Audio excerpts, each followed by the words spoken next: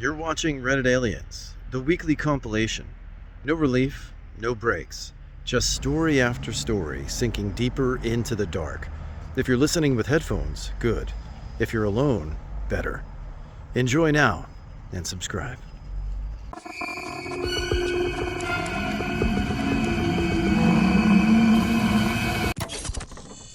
What's the most psycho case of playing victim you've ever seen? I offered to buy my ex-roommate Chinese food because she was broke and I had $30 left from my paycheck. She threw a tantrum and then didn't speak to me for 3 days because I insulted her. I literally said, "Hey, I want to treat us to Chinese, do you want the shrimp?" Then told me I was so awful she considered kicking me out. All I asked was about Chinese food. Eventually I found out she was ashamed to admit that I earned more money than her. $30, really? Probably my high school sweetheart's ex when she thought I was selfish for not wanting to get back with her after she cheated and left me for an older man with 2 kids a couple months after we finished school, who justified it because I carpooled with a mutual female friend to a work meeting after the fling she had didn't work out. One time, my stepmom was yelling at me, and at that point I was no longer living with her or my dad, so I just kinda laughed and turned around to walk away. As I turned around, my shoulder nudged her, and I kid you not, this woman screams, "He's hitting me! He's hitting me!" I was 16 at the time, but was an athlete that left home to play hockey at a boarding school, so I didn't look like a 16-year-old.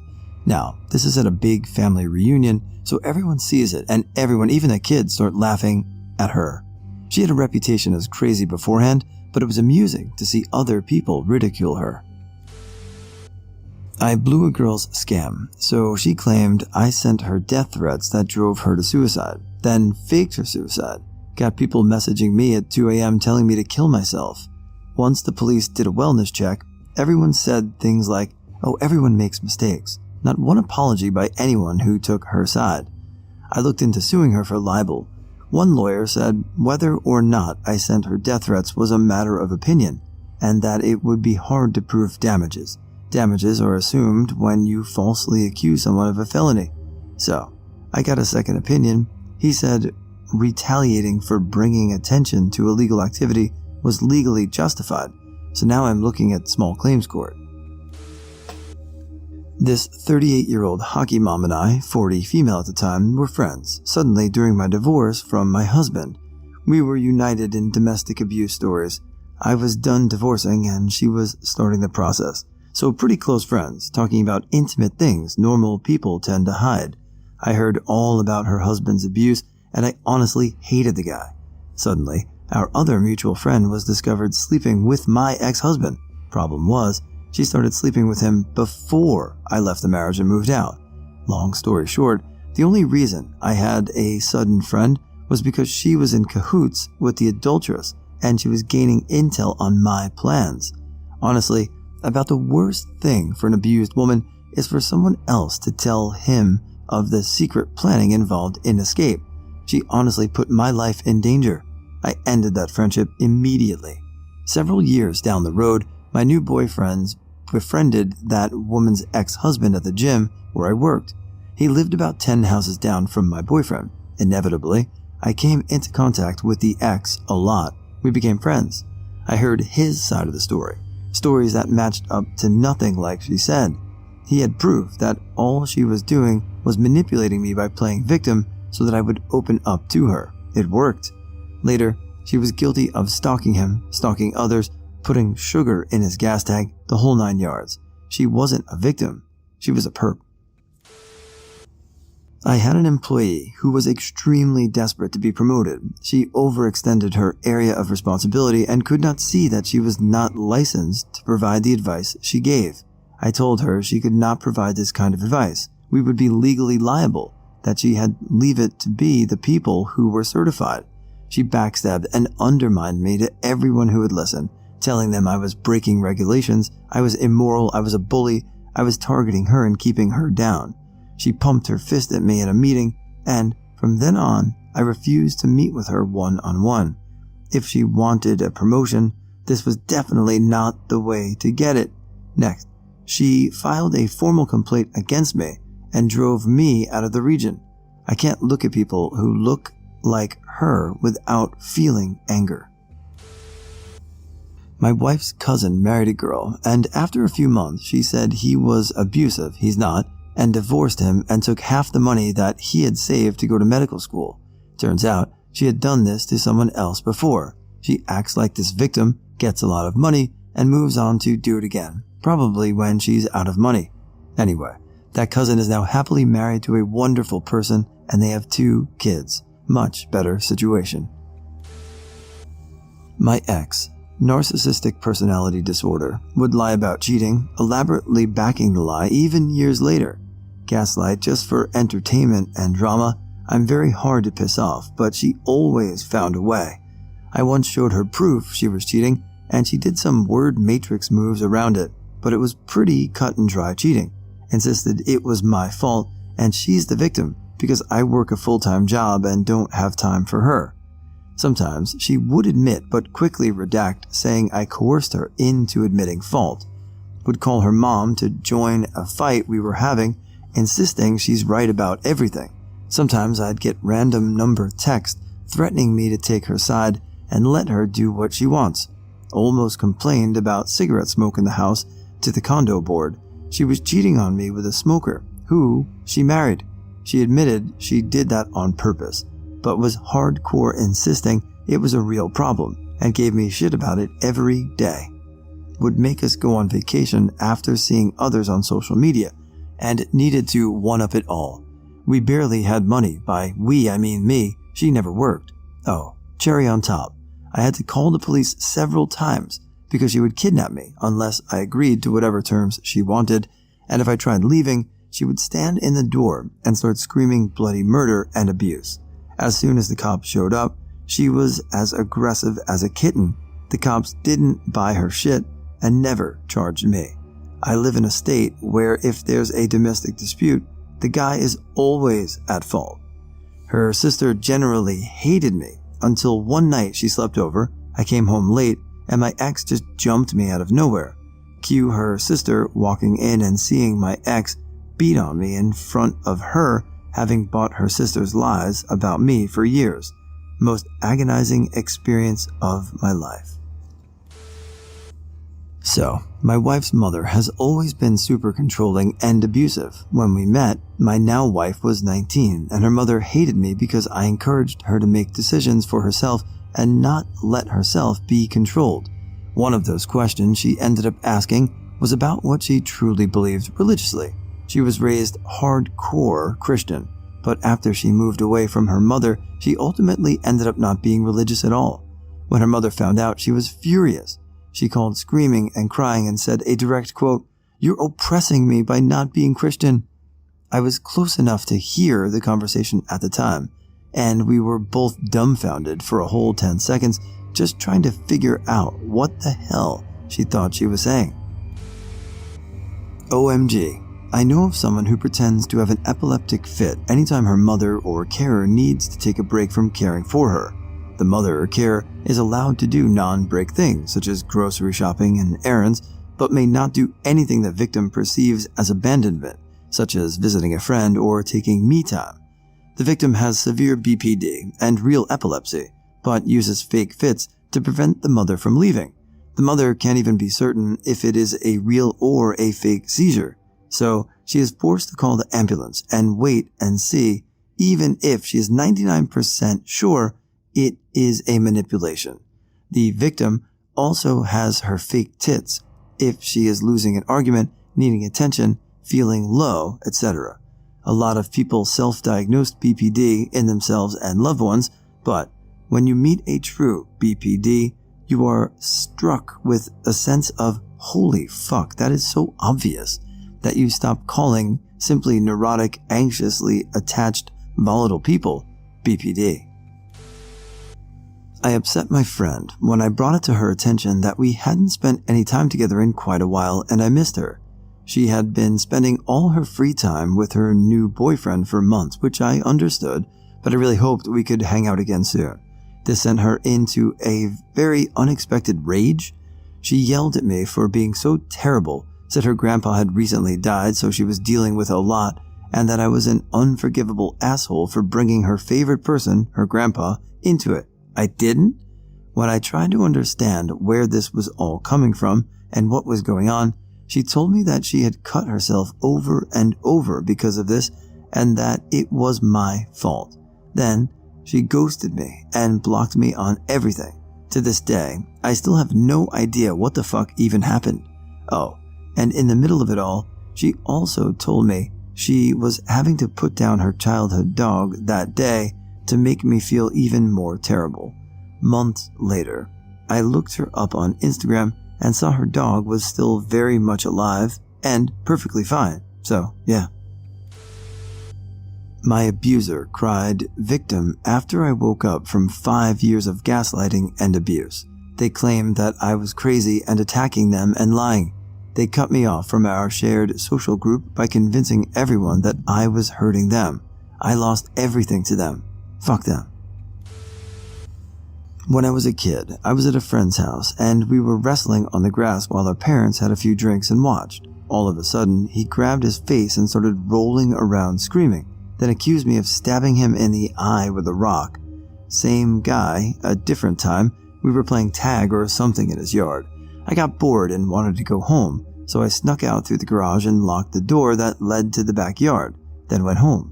An hour later, my mom dragged me out of the front because my friend's mom was pissed because she'd been working and he'd stood at the door banging on it and yelling until she went down and unlocked it.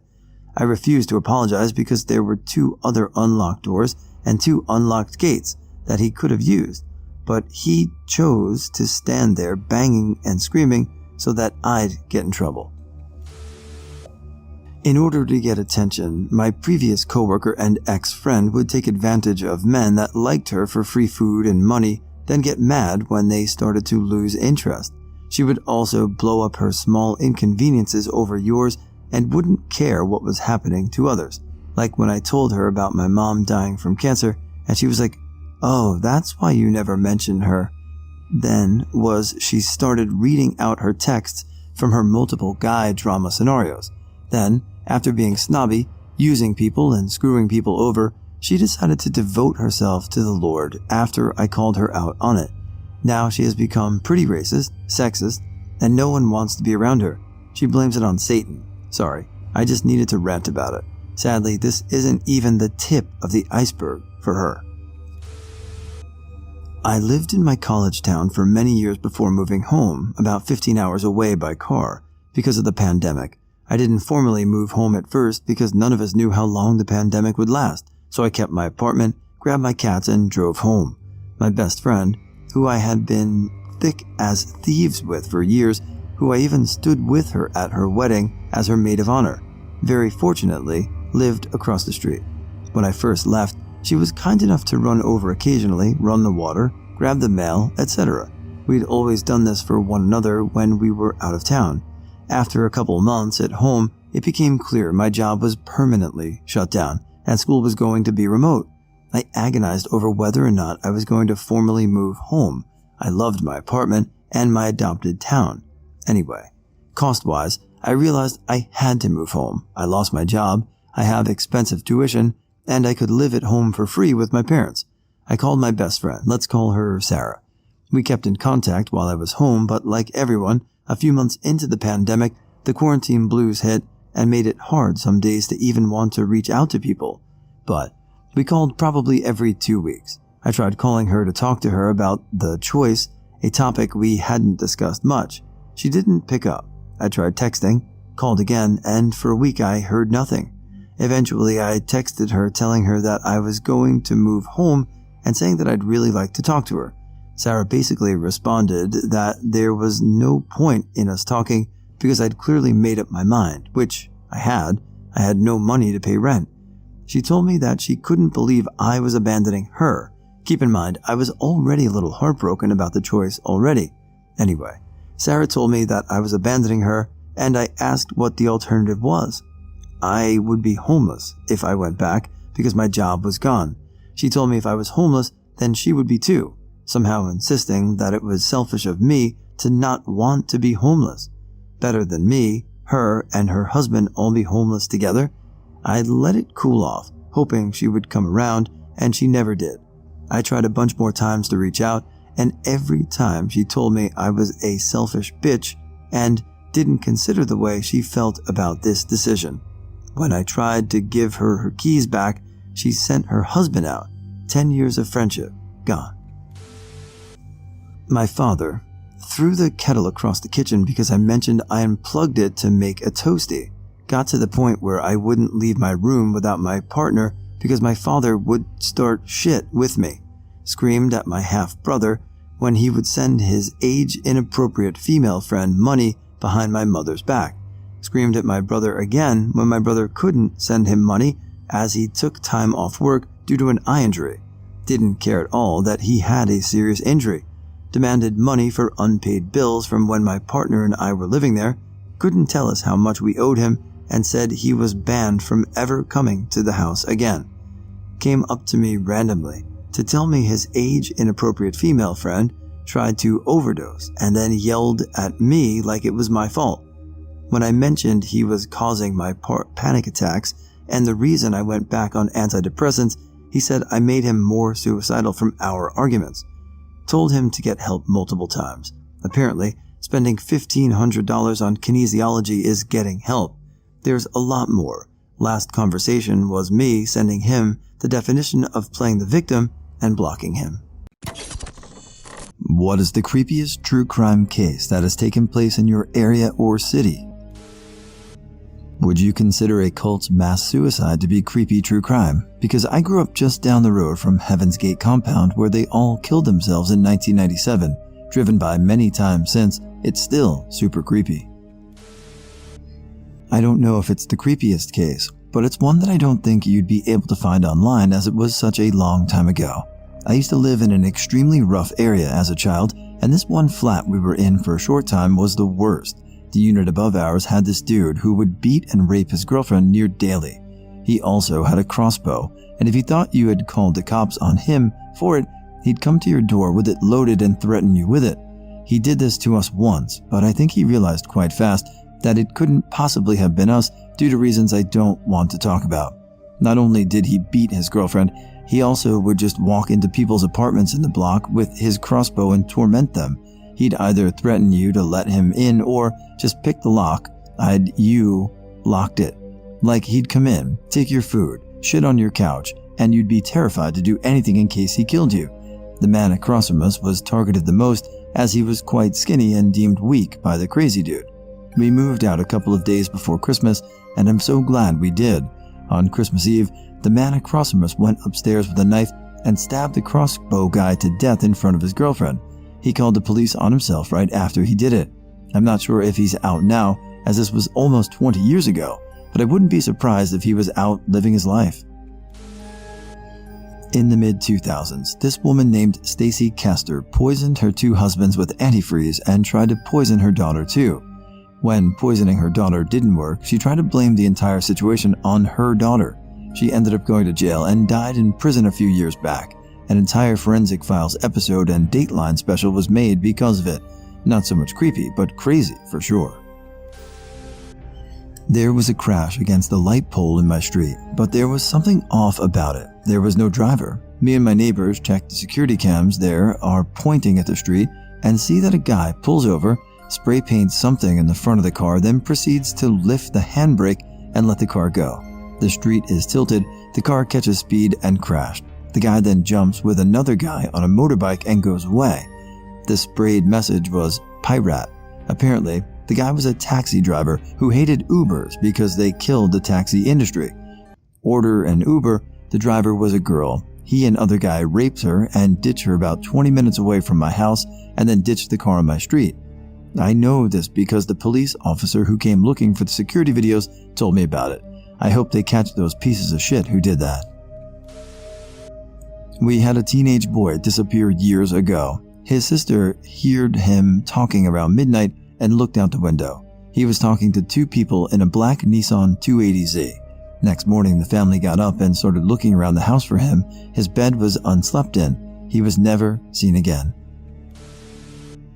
A couple months ago, a woman and her young daughter were stabbed and killed in the night by an intruder. At first, they thought it was the husband or maybe a random gang thing.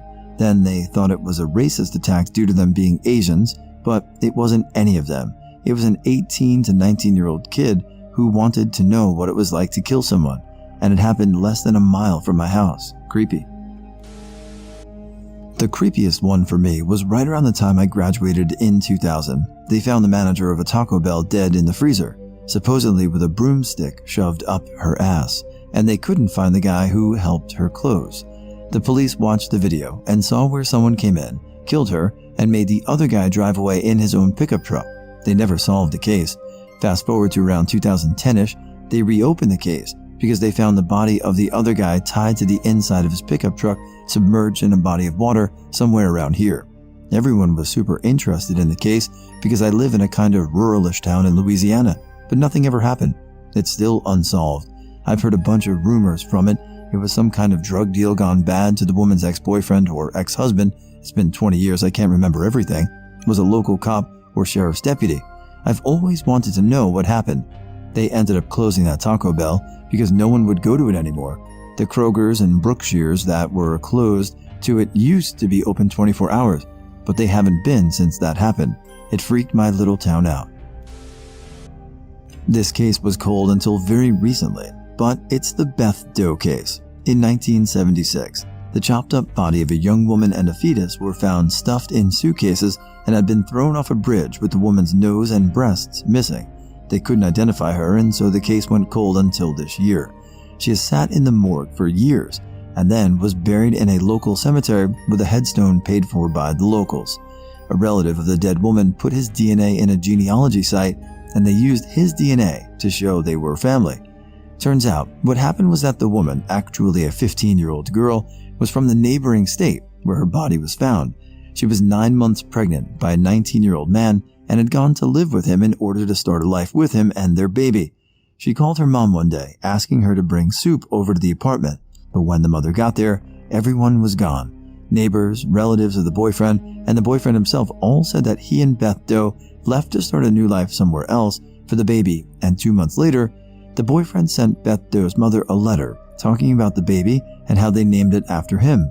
So, she believed all this and just thought that her daughter didn't want to be part of the family anymore and never reported her missing. And all these years later, until that relative did the genealogy thing, hoping to find her to ask her why she didn't want to be in the family. What actually happened is that the boyfriend strangled Beth Doe, then shot her in the neck, killing her. He cut the baby out of her stomach, a baby girl, and then chopped up the body and stuffed the pieces into suitcases, drove across state lines, and threw the suitcases over the bridge. They never found the breasts or nose and think that the boyfriend kept them as trophies, but this hasn't been confirmed, nor has his reason for the murder. Beth Doe's family found out a few months ago what happened to their loved one and are in the process of raising money to have the body exhumed and moved to a cemetery near where they live. Her name has finally been revealed to be Evelyn Colin. They also named the baby something they think Evelyn would have liked. What's even sadder is the family doesn't even have any pictures of Evelyn anymore because a house fire destroyed all the photos they had of her. The boyfriend was already in jail for other crimes, but has now been brought up on murder charges for this case. As far as I know, no trial date has been set yet, but these things often take years anyway. A rich dude used to pay teen boys to come over to his house and do a bunch of drugs and have sex with him. He'd eventually trap them there and wouldn't let them leave. Eventually, they had enough and bludgeoned him to death, stole his wallet and car, and went on a spending spree across America. Back in the 1920s and 30s, it's been a while since I've dug up the article from the archives, an African-American man was arrested following him threatening 2 young men with a knife in a bar.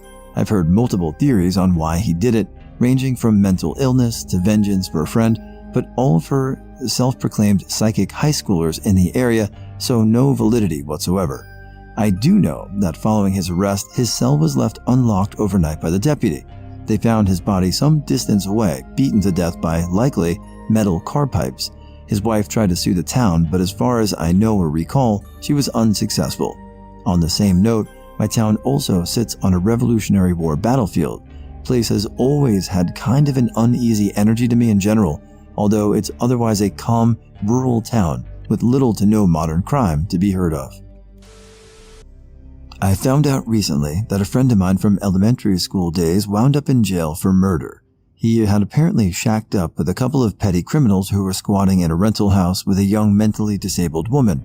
The three of them locked a disabled girl in the basement for many weeks while they cashed her government checks.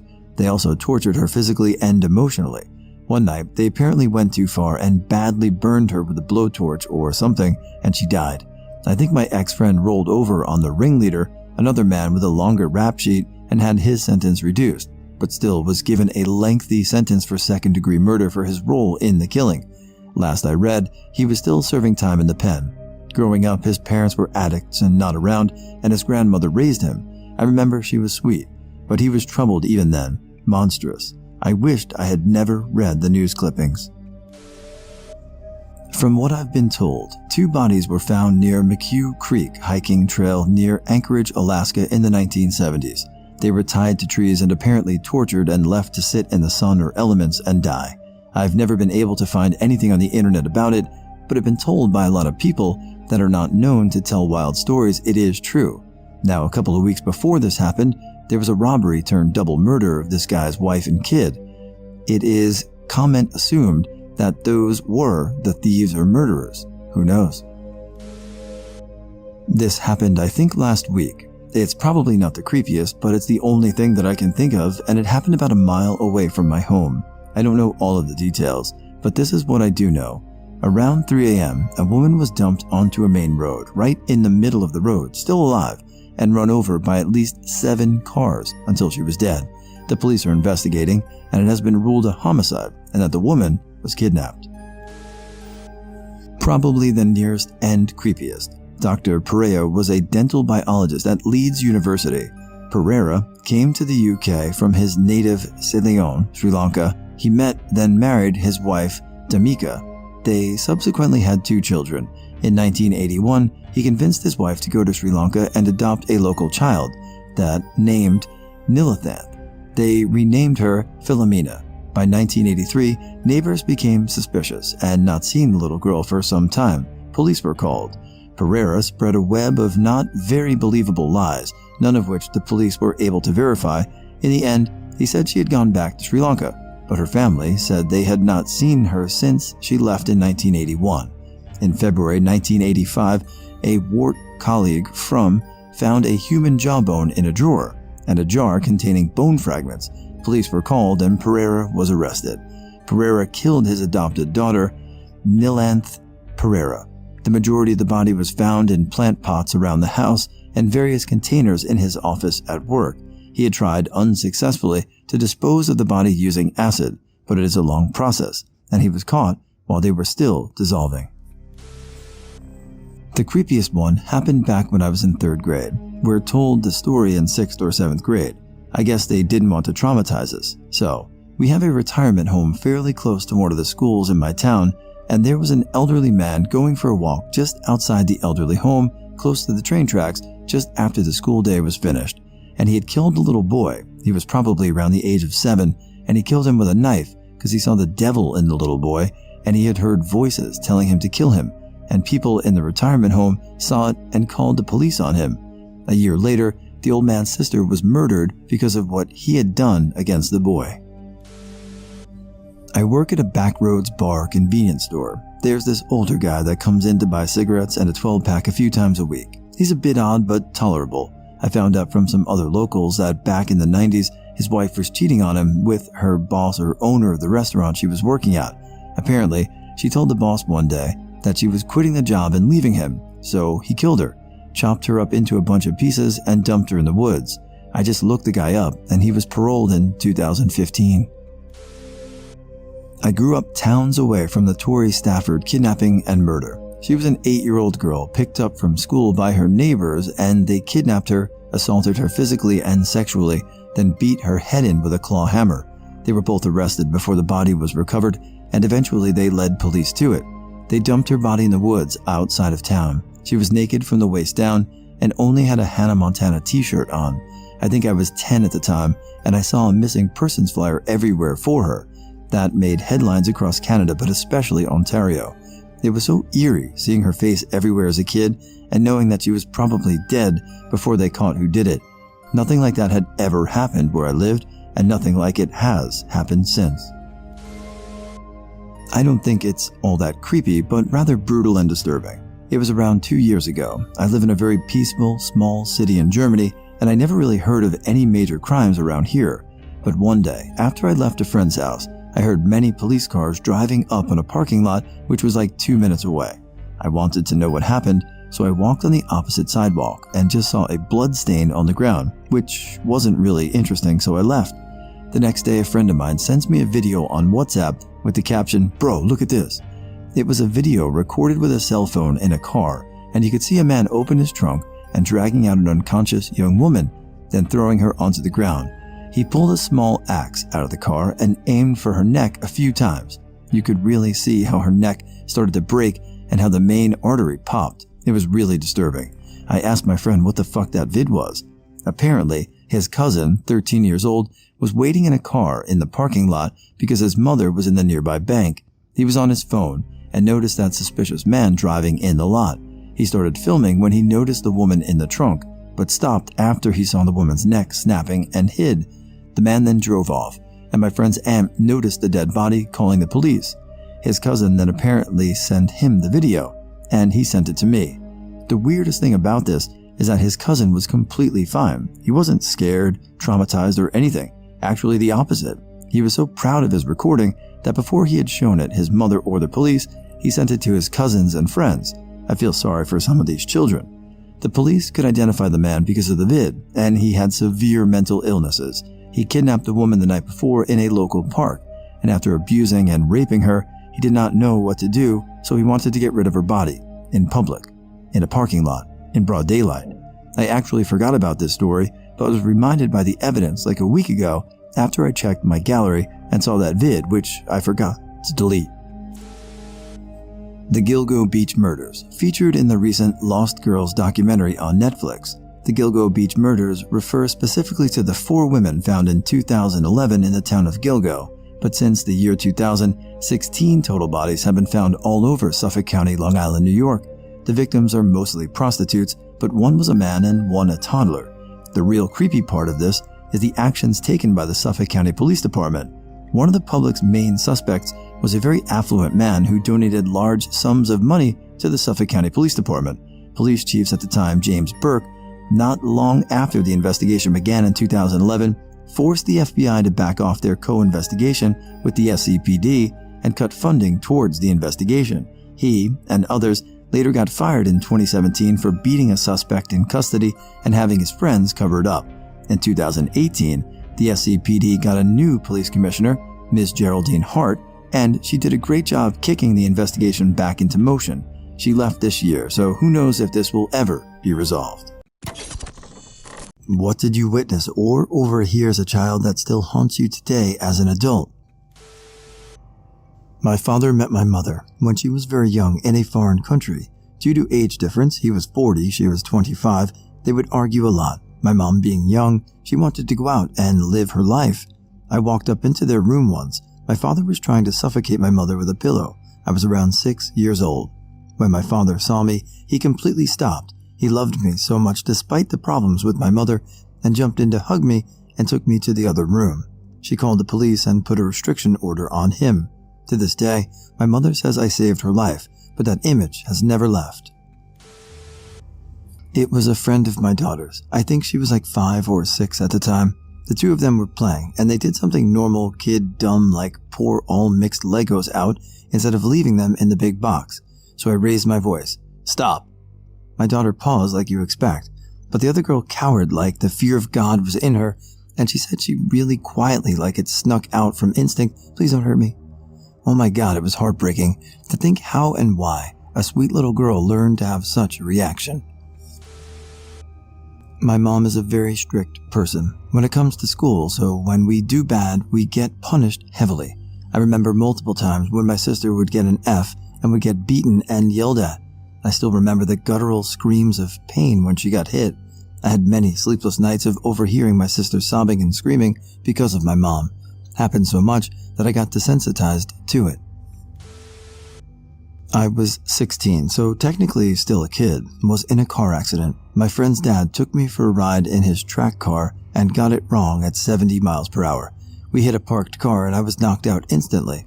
When I came to, I tried to look over to check on him, but couldn't move my head. Turns out I had skull and spinal fractures. I strained my eyes to see him, and his was sitting with his right ear pressed to his sternum, looking right at me. He died instantly. The noise I can still hear in my head now is the sound of his neck snapping on impact. I suffered a delayed PTSD for about 18 months, where I didn't sleep longer than an hour without waking up screaming. It still happens 7 years later, but not as often anymore. Don't remember my age, but it was before I was old enough to ride a 10-speed. I lived on one of the busiest 2-lane US roads in my state when I was growing up, at the intersection of a county road which had a stop sign. For context, the US road had a 50 mile per hour, 80 kilometer per hour speed limit in that area back then. One day, a motorcyclist thought he was fast enough and could turn off the county road onto the busy US road in front of a loaded semi-truck. I didn't see it because I turned away, but I heard the thud and crash. They had to wash the guy off the road with a fire hose. To get to town, I had to ride my bike on the shoulder along the side of the busy road, which for a week was covered in blood and brain matter from the hose down. My mom, aunts, and grandmother quietly discussing the possibility that one of my cousins was not actually related by blood. Little jugs have big ears, and whilst all of my other cousins were running around like chickens with their heads cut off, I was reading a book in the living room under the subject matter being discussed piqued my interest. Years later, my uncle divorced his wife because it turned out to be true. Sadly, he did not want anything to do with the little boy who for years had grown up as one of us. I haven't seen him since he was 6 and I was 10. Trigger warning. My mother grabbing a handful of my sister's hair and pounding her head on the floor with one hand, and my stepfather's revolver in the other hand, screaming that she knew my sister had been out in the woods fucking boys. My sister was 11 years old and had snuck out to have a cigarette. My mom was very intoxicated at the time. When I was 3, my grandma died in her sleep and everyone went crazy. I remember her boyfriend for some reason sneaking me in to see her body and then just sobbing a lot and saying I needed closure. I wouldn't call it bad trauma, especially compared to a lot of other things, but decades later, I still remember what she, her boyfriend, and the room looks like vividly, and it comes up in my head sometimes without me even thinking about it. My mom and I were driving across the country when I was 7 years old, and we stopped to use the bathroom. We shared a stall so I didn't get kidnapped or whatever, and there was a mother with her daughter in the stall next to us. The kid was whining about something and making a fuss. The mom kept trying to hush them rather sweetly when her voice suddenly changed. "Don't make mommy hurt you." My mom and I gaped at each other in horror. We both brought it up occasionally because it was seriously chilling. I, 15-year-old female, was getting my impacted wisdom teeth out. I was awake and the numbing agent didn't work on me. I was telling them that I was in pain and not numb. Finally, they told me that if I didn't stop crying, I would have to come back later to have them finish. I ended up disassociating. I remember hearing them laugh at how dramatic I was being and that I was just weak. Turns out, I have a genetic condition that makes me not respond correctly to local anesthetic. I have PTSD related to dentist and dental care due to this. This happened when I was in elementary school. During recess, a runaway dog still attached to its lead tried to jump the fence and the lead got caught. For 30 minutes, we watched the dog struggle and subsequently hang itself because none of the teachers would go cut it loose or let any of the students go near it. I assume because of liability issues if it were to bite anyone. By the time animal control got to the scene, the dog was dead. They just threw it in a trash bag. I love dogs. It fucked me up for a long time. I wish I'd done something. I grew up near a highway with a 70 mile per hour speed limit. One day, our dog got out of our yard and ran out onto the highway while I was helplessly trying to call it back. I'll never forget the sight of it getting hit, going under the bumper and then bouncing between the pavement and the underside of the van. At least the driver had tried to stop. He got out and dragged the body off the road and just looked up at me and said, "He's dead," with a kind of half shrug. Nothing more anyone could have said or done after that. Just a heads up before I begin that this might be triggering to some people because of the descriptions of child abuse. I grew up super poor as a child, and my family was always moving around. I lived with my mother and my grandmother, and my grandmother would sometimes watch the neighborhood children to make a little extra money. We briefly lived in a trailer park when I was around 7 years old. I remember that there was this little boy from the neighborhood. His name was Tommy. He was about 5 and very small for his age. His mom's name was Debbie, and I remember that she always had this revolving door of boyfriends that she was always going out with, so she left her son with us literally all the time.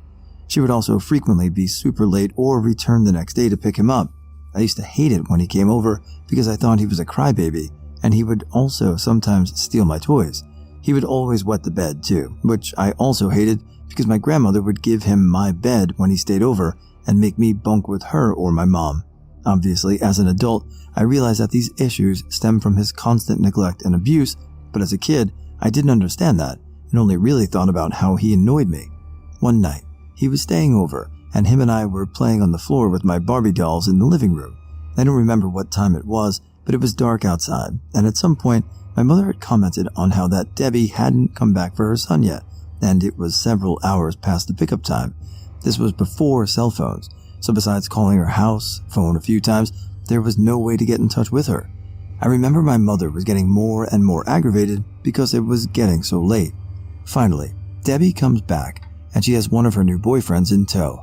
The guy's name was Steve, and locally was known as Bad News. He was a tall, lean guy with an angry face and a very long criminal record, so of course she was smitten by him, I guess. They both stagger in, clearly drunk. Debbie tells Tommy it's time to go, and he starts crying because he doesn't want to leave. Debbie tells him loudly to come on, but he doesn't move, and that's when Steve strides over to Tommy, who immediately turned and started to stand up. That's when Steve lifts his leg and kicks Tommy hard in the back with his boot. Tommy goes sprawling face first on the carpet and lets out this terrified, agonized scream that I still remember clearly to this day. Apparently that wasn't enough for Steve because he continued to kick him while Tommy was face down on the carpet screaming. I remember looking at the other adults in the room, but they were just watching, not saying anything. Literally every other adult was just standing around watching this man brutalize this tiny 5-year-old boy. At one point, Tommy wets himself and then vomits, which unleashes a fresh wave of enraged kicks from Steve, who tells him to get the fuck up now. Finally, my grandmother tells him that they need to go so she can clean up, so Steve wordlessly picks Tommy up by the back of his shirt, who was just hanging limply now, crying, and storms out the front door, with Debbie silently following behind. We moved away shortly thereafter, and I never learned what happened to him. Tommy never came back over, and I never saw him or his mother or Steve again. To this day, I'll never understand why my mother or grandmother didn't call the police or CPS or anybody. When I asked them about it later, they just said that they didn't want to get any more involved than they already were, and that we were going to be leaving the neighborhood soon anyway. My theory today is that they were scared of Steve or possibly afraid to reach out to the authorities because they were also abusive to me growing up, maybe both. But almost 30 years later, it still haunts me, even more so now that I'm an adult and can truly understand how fucked up everything was about that night. It made me swear to myself that I will never, ever just stand around while a child is being abused. I have zero tolerance for it. I just hope that Tommy eventually made it out and is living a better life out there somewhere. No child ever deserves to be treated like that. I'm so sorry, Tommy. I was a little kid back then, around 6 at most. I was living with a family friend back then because my mother worked all day and couldn't take care of me. One day, we were coming back from the grocery store. Her apartment complex has this entrance into the parking lot behind the building. The door is in the entrance, so while she was unlocking it, I was just playing around in the open space.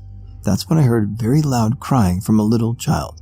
I looked over and I saw walking past the entrance a homeless-looking old man effortlessly pulling a crying boy by his arm. The kid was trying to pry himself away from the man, but couldn't do anything about it.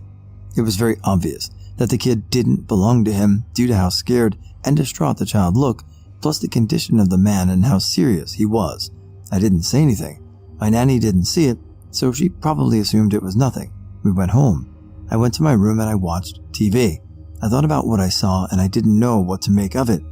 Adults had told me before to stay away from strangers so I don't get abducted, and even then, I knew that was what likely would happen to that boy. I was thinking about it for the rest of the day, and eventually I forgot about it until I remembered it again some time ago. I felt bad ever since. No matter how much I try to justify it to myself with me being just a kid, or that maybe it was his son or grandson, I just can't look back at it and excuse myself. I hope whatever happened then was resolved and the boy was returned to his family if he really was kidnapped.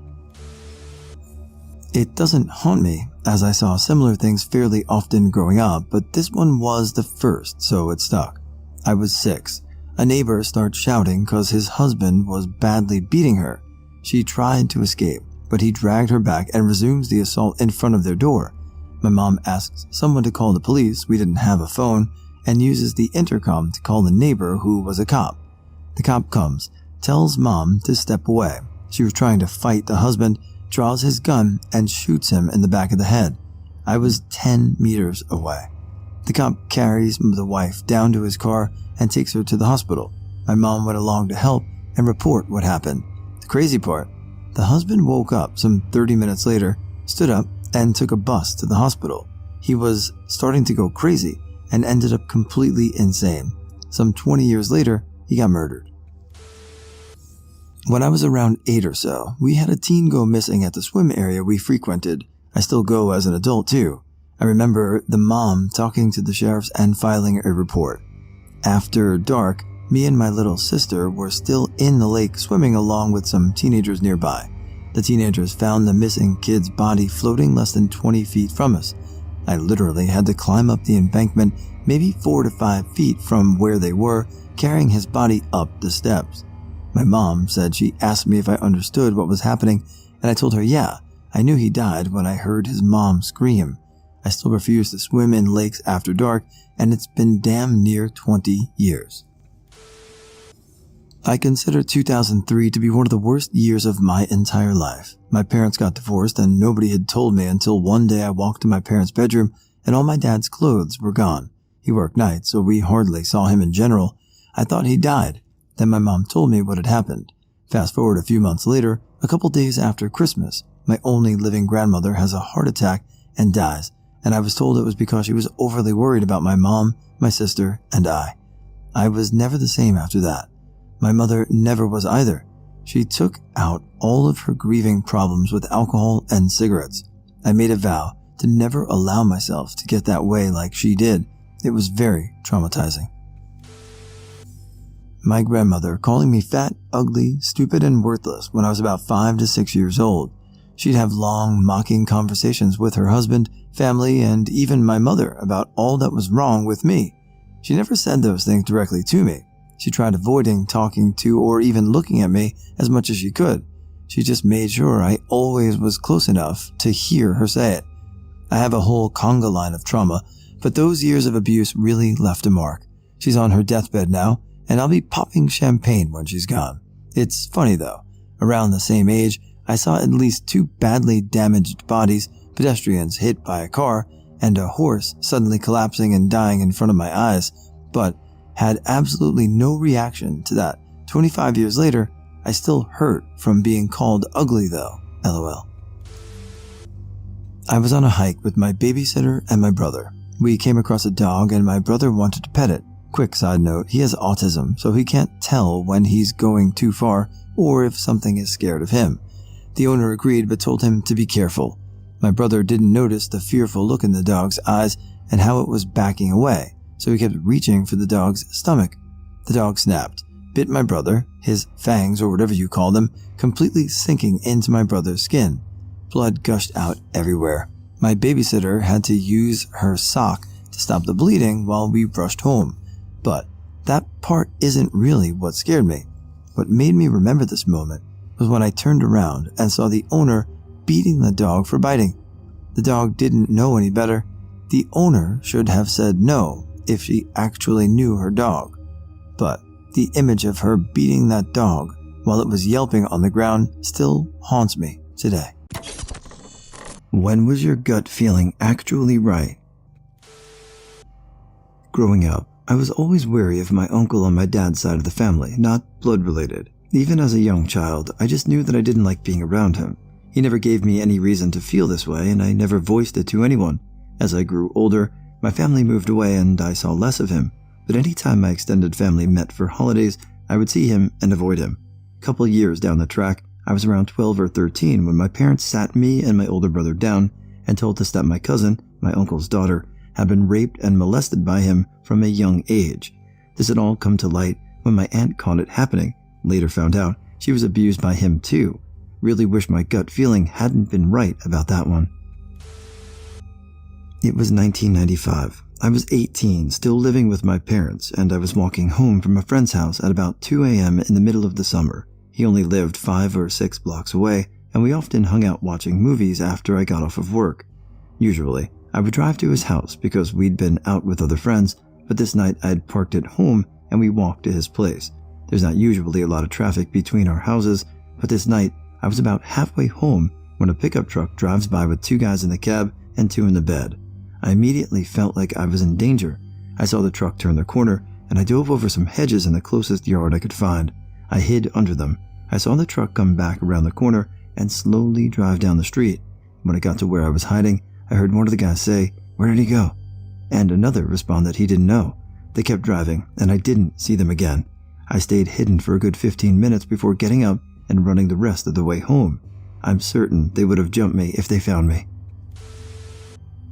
When I was pregnant for the first time, something just felt off. I knew from the very beginning it wasn't going to end well. A few weeks later, I started cramping and spotting, which can be normal in early pregnancy. I ended up going to the ER. They couldn't find any evidence of a pregnancy in my uterus and decided it was a miscarriage and wanted to send me home. But that gut feeling that something was very wrong was still there, and I listened to it. I demanded that I be seen by my OB, who was head of obstetrics at the hospital and wouldn't leave until he saw me. He had me in emergency surgery 4 hours after he came to examine me to remove my ruptured fallopian tube and stop the internal bleeding. Had I not listened to my gut, I'd be dead. Driving in Pittsburgh, I stop at a red light. Hill goes up on my left, downhill on my right. Poor visibility to the left. The light turns green, but my brain tells me, "Hey bud, wait a sec." I think this is a little weird, but I don't go yet. A millisecond later, a massive navy blue F-350 comes barreling downhill through the intersection from my left, blowing past the red light at about 45, then trundles down the hill. If I'd have gone, I would have been destroyed by 3 tons of Ford truck for sure.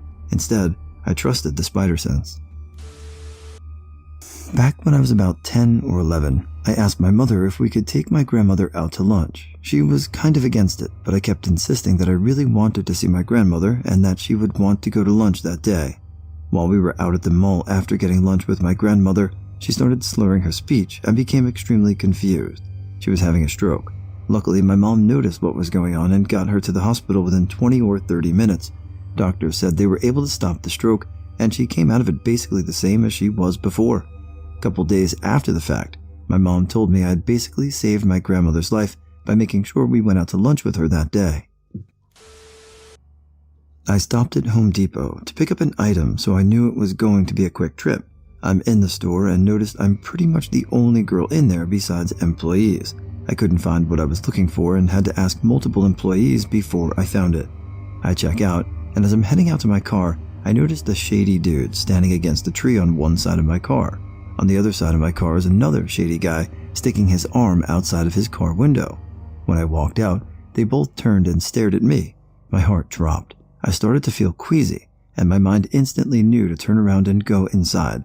I stood there shaking at the front of the store until I could get the courage to ask an employee to walk me to my car. As soon as they saw me walking out with an employee, the guy standing by the tree walked around my car and into the driver's side of the car parked next to me. To this day, I swear I was a short walk away from being kidnapped.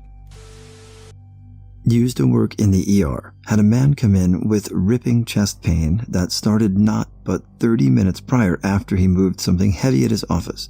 I knew he was going to die just by looking at him. Massive, overwhelming dread just seemed to engulf me. I did his EKG and I hoped something would be wrong with it so we could get him a bed.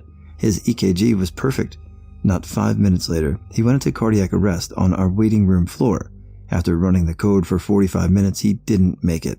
He had a massive aortic dissection. There wasn't much hope. This was almost 3 years ago, and I've seen more shit since then, but the memory is still burned in my mind, and it hurts knowing I was the last person to speak to him. When I was a kid, I was doing my first ever deep clean of my bedroom, getting rid of old clothes and toys and such. While cleaning out my closet, I found an old picture cut out from the local newspaper of Lyndon Johnson visiting my parents' hometown.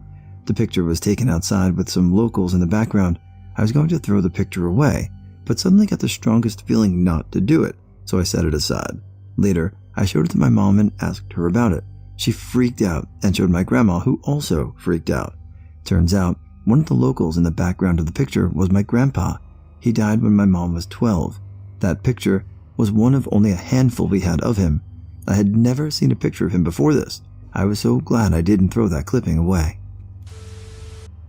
There are a bunch of bars right next to my university here where I live.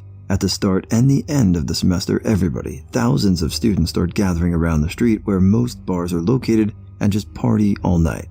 On one of these occasions in 2019, it was the end of the semester. I just got there a bit late because I was working on the lab at the uni, and the moment I got there, something just didn't feel right. The people there, how they were acting, how they were moving, how they were talking, something felt different in the air. We were crossing through the giant group of people since we were looking for my girlfriend at the time, and the people who were expecting to meet there. I froze in place, and I can't really explain why to this day, but I just felt something really bad was about to happen, and my friend noticed how I was too attentive and kind of in a panic. He snapped me out of it, and I told him that we needed to find everyone and leave that place. For my surprise, he just agreed. I think he noticed something was wrong with me, and he probably just went for it so I could calm down. My girlfriend and our friends didn't take long to find, and they were confused because I was acting so erratic, and I was kind of having a panic attack. But they eventually followed me out of the crowd, and right as we were out of the bar area, we started hearing a bunch of gunshots, and people started screaming. Shortly after, the police were rushing into the area. What happened was that some gang members decided to use the party to settle some score, probably hoping the crowd would help them go unnoticed. 5 people were killed and 3 injured that day. The police apparently caught them, but I'm not sure about that part. After that, those periodical parties at the street were never the same. Way less people, and now they don't even close the streets anymore because it's not that big of a crowd. Who would have thought? To this day, my friends like telling the story about how I saved their lives, and on rare occasions, someone asks me if I knew about the gang fight that was going to happen or something like that. I honestly don't know what triggered me that day, but myself and the people with me are really glad it did. I think I might have caught a view of a gun while crossing the crowd and didn't consciously notice it, but kicked some sense of danger on me. I had been living and working in Korea, and one day I was coming up out of a subway station and saw a man talking to another foreign woman. She had that polite, frozen smile on her face, the "why is this guy talking to me" smile. I walked up to her, linked my arm with hers and said, "Hey Sarah, there you are you ready to go?" and just started walking. The guy followed us, but I sped up and made an abrupt turn into a coffee shop. We hid, and I saw him walk past, still looking for her. We ended up getting coffee and chatting for a bit, and I found out that he had followed her off the train and had been getting increasingly aggressive for the last 10 minutes. I don't know what might have happened, but I'm really glad I interfered. My friend and I were out clubbing, and as we were leaving the club, I noticed there was a super drunk girl sitting outside. My friend and I are both female, so we decided it would be okay to approach her and ask her if she was okay and if she needed any help. Turns out her English wasn't great, so she didn't really understand what we were saying and motioned with her hands for us to go away. I walked up to the bouncer and asked him to keep an eye on her and make sure she gets home safe. He nodded, so my friend and I started walking to the McDonald's close by the club. We're about 5 minutes into the walk, and I get the urge to look back behind me. I look and see the same woman from outside the club, surrounded by 2 men. I instantly knew that she didn't know the 2 men and that she was not comfortable, so I stopped in my path, told my friend to wait, then ran to her, grabbed her hand and walked her and I back to my friend. We ended up buying her a meal at McDonald's, and even though there was a language barrier, she thanked us profusely. We then waited for her friend to pick her up. I'm really glad I interfered, too. Helped a victim of human trafficking get to a shelter. Context: I was a medical student at the time, now a resident, and the city my school was in is a hub for human trafficking. I noticed a patient in the ER who had a pretty bad injury to her face was with a sketchy-looking guy who was not related to her. She wasn't my patient, but I brought my gut feeling up to her doctor, who then made up some excuse to talk to the patient alone and got her to help. I never talked to her myself, but I couldn't shake the vibe I got from looking at her and the man she was with. It started out as a gut feeling when I felt that something was off about my mom's boyfriend. Once I felt this way, I started to notice the red flags. The first one was the way my dog reacted to him. Even to this day, he's the only person my dog flat out didn't like. I think he might have even kicked him at one point when we weren't around. The next major red flag I noticed was that whenever his daughters came over, 6 and 8, they rarely wanted to spend time with their own father and would hang out with my mom. It almost felt like they were trying to avoid him. I ended up bringing my concerns to my mom, and she started to notice things too, and so broke it off with him. A few months later, she gets contacted by an investigator. Apparently, the boyfriend had been caught trying to sleep with his current girlfriend's daughter, so they wanted to get a statement from mom. I'm just glad he got caught, and it sounds like he'll be in jail for quite some time. My mom's the only woman in the house, so I don't think the dude was trying to come over after my brother or I, plus we're both bigger than the man too. When I was a kid, I had this teacher, I think grade 3, who was really creepy toward all of us girls. We would notice him looking at girls' butts or down their shirts. He was really weird and always found a reason to make girls stay after class for whatever. He gave me a really terrible feeling that I'd never gotten from someone before.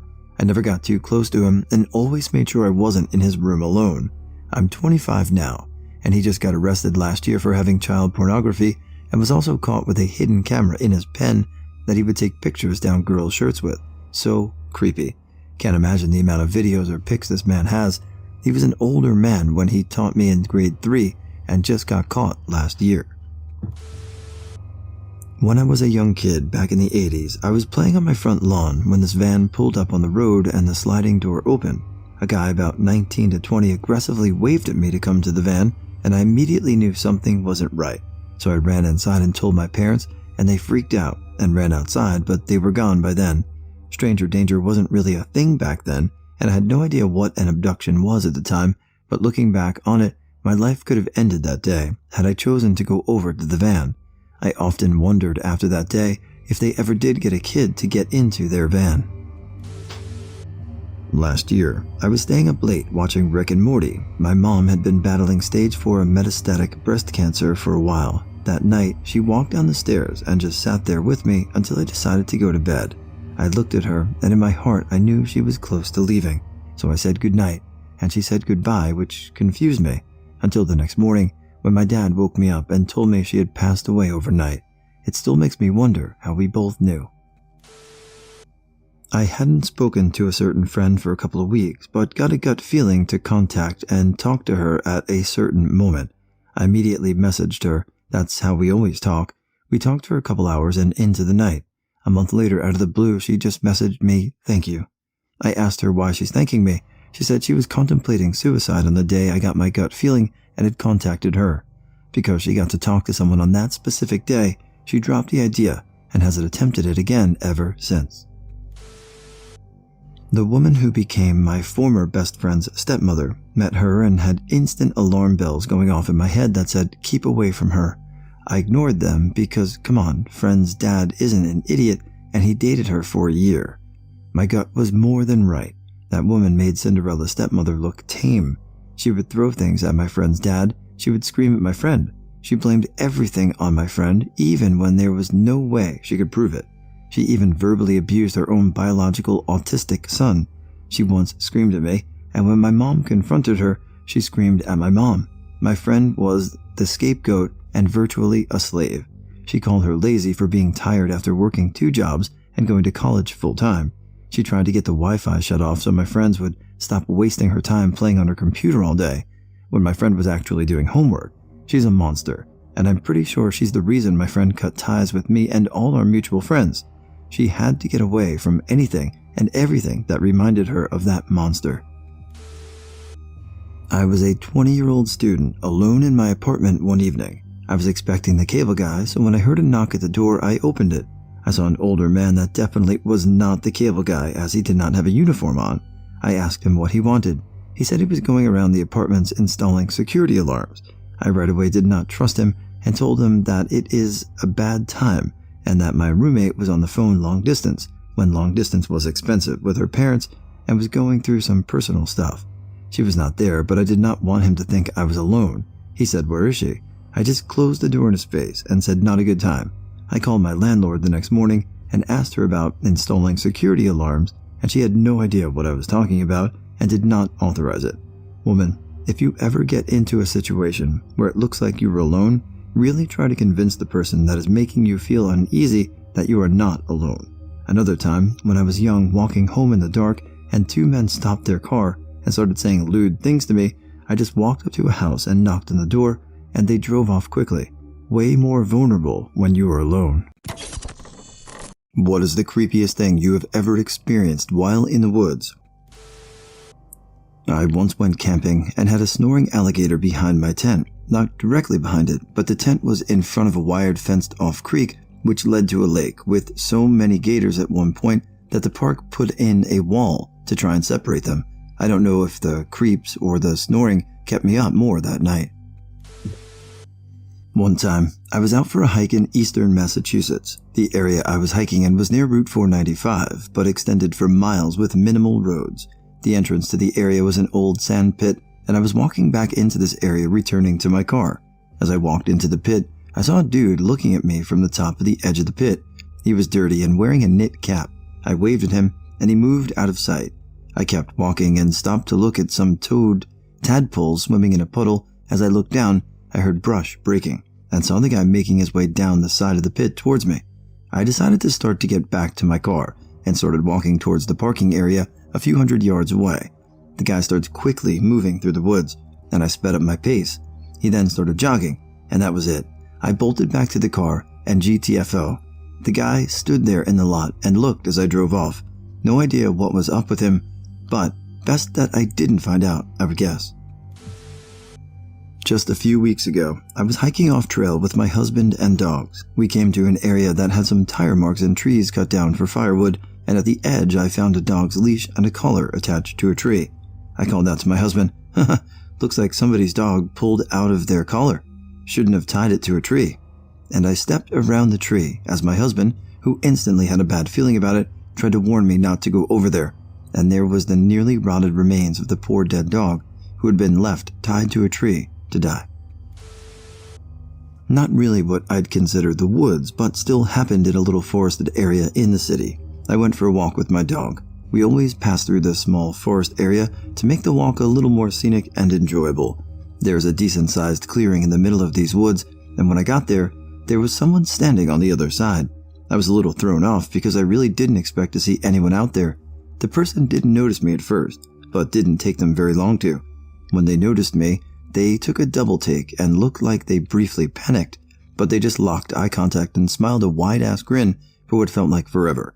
I started to walk backwards, while still keeping this guy in my line of sight to get the hell out.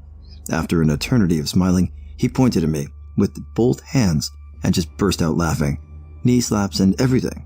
I just booked it back the way I came, and I heard him yell out in the midst of his laughing, Yeah, sweetheart, great moves." Haven't walked my dog that way since.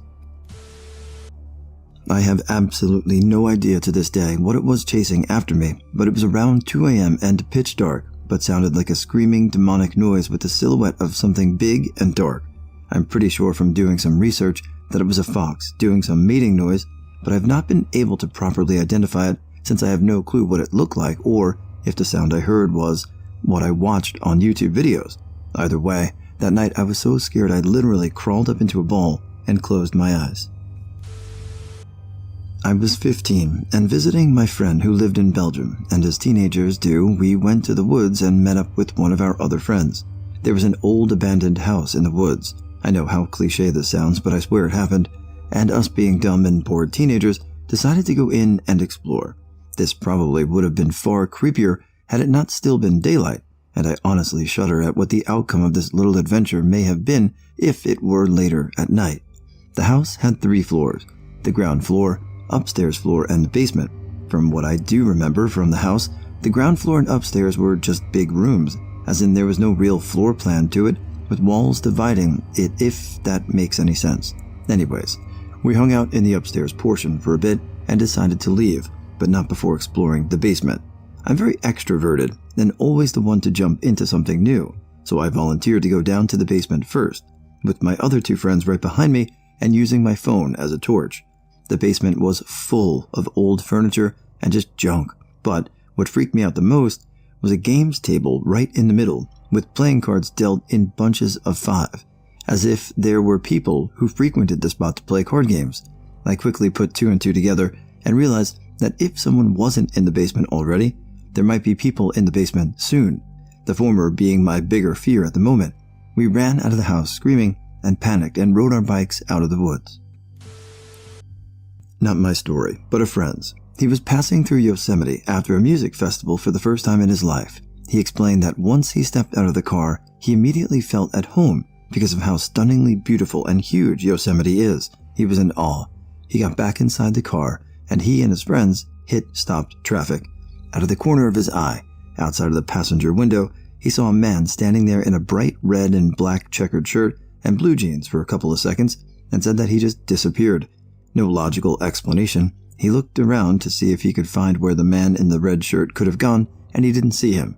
Instantly, he had an intense feeling of dread wash over him and felt that he needed to get out of there right the fuck now. He described the feeling of urgency as his intuition screaming at him, but in addition, he had this very strong feeling of wanting to stay as well. Like something was persuading him that Yosemite is home, that he likes it here. These clashing feelings made him so uneasy that he's never had the desire to go back and experience more of Yosemite. I don't blame him. There was about 20 of us out in the bush having an illegal trance rave. We were all rolling pretty good on MDMA. It's pretty dark out there, so you can see the stars really well. It was about 3 a.m., and all of a sudden we see these random stars go shooting across the sky. Next thing, I see this chain of stars moving across the skyline like a caterpillar before disappearing. Never seen anything like it, and it freaked us all the fuck out because it looked like aliens. For some reason, it made me think of the Langoliers from the Stephen King short story, so no idea. Turns out, it was Starlink, the Elon Musk satellites. He'd launched a few more that night, so that's what we saw. Crazy thing to see in the middle of nowhere, though I'd love to see it again. So, not the most entertaining of tales, but when I was a kid, I lived on a couple acres of land with most of it being forest. I went out for a forest walk with my uncle late one night to get some kindling for a fire. Well, while we were out there, he gave me the flashlight to keep me occupied while he picked up the wood, and I spun around with the light until I noticed something shiny. Whenever I would shine the light off in a direction, a bunch of light green dots would pop up and move around. Honestly, it scared me stiff as a boy. My uncle still teases me about the coyotes because he yelled and all the dots scattered. I was out camping with the scouts, and we were going camping on a farming property with permission from the owners. My brother decided to look past the electrical fence and saw a wild boar looking at us. It was the size of our tents, scars all over his back and tusks that looked like kitchen knives. It didn't try to get through the fence, but as we walked away, we hoped that it wouldn't try. After about 2 months later, long after we left, we heard news that the boar matching the same description broke through the fence during a power outage and destroyed the owner's barn, ate their dog, and caused chaos before being hunted and then killed. I still get chills down my spine as they thought of it. When I was around 12, I went hunting with my dad. We found a nice clearing near the dead center of the forest. We set up a camp and had some baked beans. I could have sworn I heard a whisper. I don't know how to exactly explain it. I told my dad and he wrote it off, saying it was the wind and that I'm trying to scare him, but we went into separate tents. My dad fell asleep and I was still up. Then I heard something running across the camp. My dad instantly woke up. He grabbed his gun and fired a round in the air. I'm not sure why, but then we heard something bolt away from the campsite. I went to my dad's tent and I slept with him. Not exactly as scary as some others, but it was spooky for me. TLDR. Something ran around me and my dad's campsite. About 10 years ago, my family rented a boat on Lake Shasta. Hello, all you SLV fans. Our fourth night there, we were checking out the stars, and I said to my pop and little bro, "Satellite," and pointed. No sooner had my bro turned into my right shoulder and sighted down my outstretched arm than it turned. It fucking turned. Like 80 to 90 degrees off axis. My brother and I said, "Did you?" And almost looked at each other, but didn't want to lose track of it. We tracked it for a few seconds and a couple more turns, and then it slowly faded away like it was moving away. It was the strangest thing I've ever seen, camping or not. A couple years ago, I was on a camping trip in upstate New York. Woke up while camping at 4 a.m. to the sound of a growling bear right outside my tent, throwing our bags around. At one point, it even brushed up against the side of our tent, and we literally had nothing to defend us in there. Everything was outside.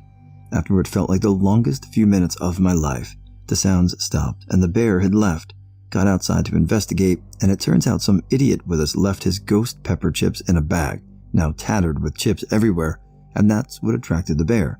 Being defenseless in a tent with a roaring bear outside wreaking havoc on your campsite is a camper's worst nightmare, and I live to tell the tale. Also, 2 weeks ago, while hiking, I found the skeleton of what must have been a deer alongside a hiking trail. Not as creepy, but still gave me the shivers. When enlisted in the Army, I served as a radio man in the vehicle of a company's commanding officer. The unit was out in the jungle on a week-long exercise and had camped for the night. It was around 3 to 4 a.m. in the morning, and we had just finished accounting for the casualties and resupply required. The commander decided to check in on the sentries posted around the perimeter. At one of the posts, the sentries sounded shaken and requested to rejoin their squad. They shared that they had heard singing or chanting from the undergrowth behind them and were basically freaked out. We were in a restricted military area, so there shouldn't have been campers around. The only notable non-military land in the area was an adjacent stretch of cemeteries. The commander told them to stay at their post and assured them that it was from the nearby local mosque. I'm pretty sure he just made it up because any lights from nearby buildings would have stood out in the pitch dark. Anyway, was glad to get out of there and continue on our other duties. I was maybe 8 or 9 years old when I decided to go for a walk in the woods behind my parents' house. The wooded area is huge there, and for no reason I just started walking deeper and deeper to the woods. I had not even realized how long I had been wandering until I realized I'd got lost. I panicked and started crying, and at the very moment a huge spider jumped on my face from somewhere. Damn, I've never screamed as loud as that at that very moment. Eventually, after wandering for quite a while, the wooded area ended and I'd ended up at our neighbor's backyard. Never went back to the woods there again. I've had a few bears charge me, a moose. I've gotten caught in 2 different avalanches, ran out of gas 200 miles from the nearest town in the Yukon, gotten stranded alone twice due to weather while hunting, and my friends and I made a pentagram out of candles in the Utah desert and saw some really fucked up shit with dead cows and what we think was a cult. Hand on heart, dead serious? This is my life. I lived in Chicago one summer and was walking down a street lined with various little cafes. The streets were packed with people, and while I was walking, my tennis shoe came untied. So I walked over to a little fenced-in area on the sidewalk meant for diners to eat inside of safety, away from traffic. As I was walking to put my foot up on the fence, I see a man walking over. I'm not from the city, and I'm not used to situations like this, so in my mind, when I see him walking towards me, I'm thinking he's like a homeless guy who, for whatever reason, wants to go inside of the fenced-in area, and I'm kind of blocking the entrance. So, he's right in front of me, and I step left to get out of his way. He stepped left too. Common mistake, no big deal. So instead I stepped right, but then so did he. This is all happening very fast, but I'm just thinking this is a man with mental problems who doesn't know how to effectively move around someone. So as I step left again, and he mimics my steps once more, I become aware that I've somehow moved from the sidewalk into a little doorway for the cafe that's not open yet. So basically, he has me up against a wall almost and went to grab me. Instinctually, the moment he got close enough to touch me, I pushed him away from me really hard and ran, which thank God I did, because it was like so fast the second I realized something was wrong was the moment he was in my face. If my instincts hadn't kicked in, I would have been hurt, I'm sure. Anyway, I pushed him, and he screamed after me, "Don't push me, you little bitch! Don't push me!" I screamed, "I have pepper spray!" But he didn't follow me, as the streets were crowded and people were around, watching him yell. Clearly, there was something wrong with him, but it was really scary, especially seeing as how I'm only 5'1" and 115 pounds, and this man was larger. I'm just glad my instinct to defend myself kicked in, or I don't know what would have happened to me. Potentially something really bad. Not today, Death. If you ever had a paranormal experience, what had happened? Grew up in a haunted house, apartment building. It was built in the 1950s by a relative of mine, great uncle I think. He and his wife lived in the apartment below mine until their deaths and rented the other 3 apartments out. This is a rural Nebraska town, so it's a fairly small building. The hauntings would come in spurts. For long periods of time, even years, there would be very limited or no activity. But then something big would happen or keep happening for weeks until it seemed to get bored and fade away again. Most notably were 3 major incidents. One was 7-ish, sitting on my kitchen floor playing Barbies when I looked up and saw half a man standing near the front door. It was the lower half. He had tan slacks, cufflinks, Caucasian hands, and nice brown patent leather shoes. I could kind of make out the very bottom of his tan blazer and white shirt as well. The figure was angled slightly away from me and hesitated a moment before opening a transparent version of our front door and walking out. 2. Saw the man again outside roughly 3 months later. I just turned around and there he was. Still no upper half, just the lower with the same outfit. He had his hands clasped behind him and was leaning forward slightly, seemingly inspecting a crack in the foundation.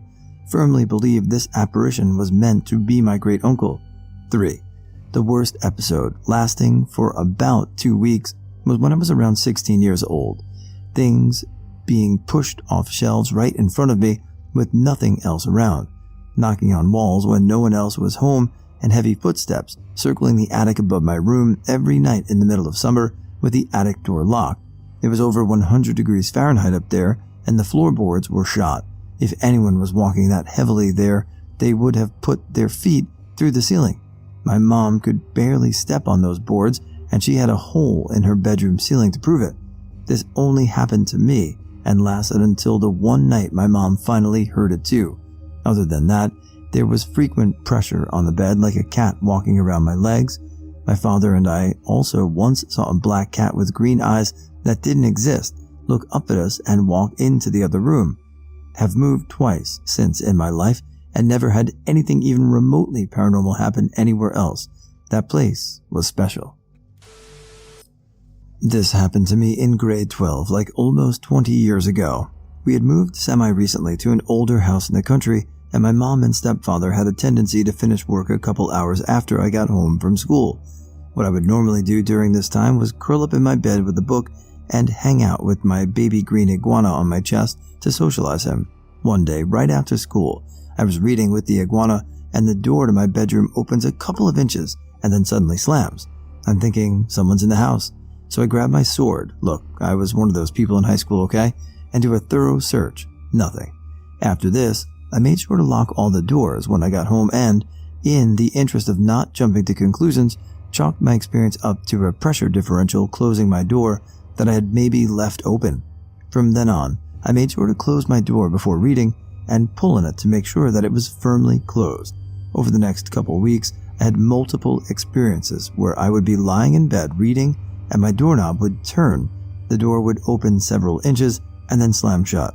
I talked to my parents about this, but they couldn't do much because it always happened when they were at work and I was home alone. The situation finally ended one day when I was getting myself ready for school in the morning and both parents were gone for work. My room is part of a hallway that connects to the kitchen, living room to the only bathroom at the end. All bedrooms in the house branch off of this one hallway with the bathroom at the end. It's a ranch-style house with a single floor and basement level. As I was getting ready for the day, my brother's old bedroom, he had moved out some time before, door was opening and slamming rapidly over and over again. I couldn't see it, but could hear it opening and slamming. I needed to pass this room to go shower. It was the last one in the hall before the bathroom, and I crept up slowly. As soon as I got close enough to see the door, it stopped slamming and remained open partially. Not enough to see inside the room, only a few inches. When I started showering, it picked right back up, opening and slamming again. When I got done, the shower and had to pass it again to go and eat breakfast, same deal. No more slamming, just slightly open.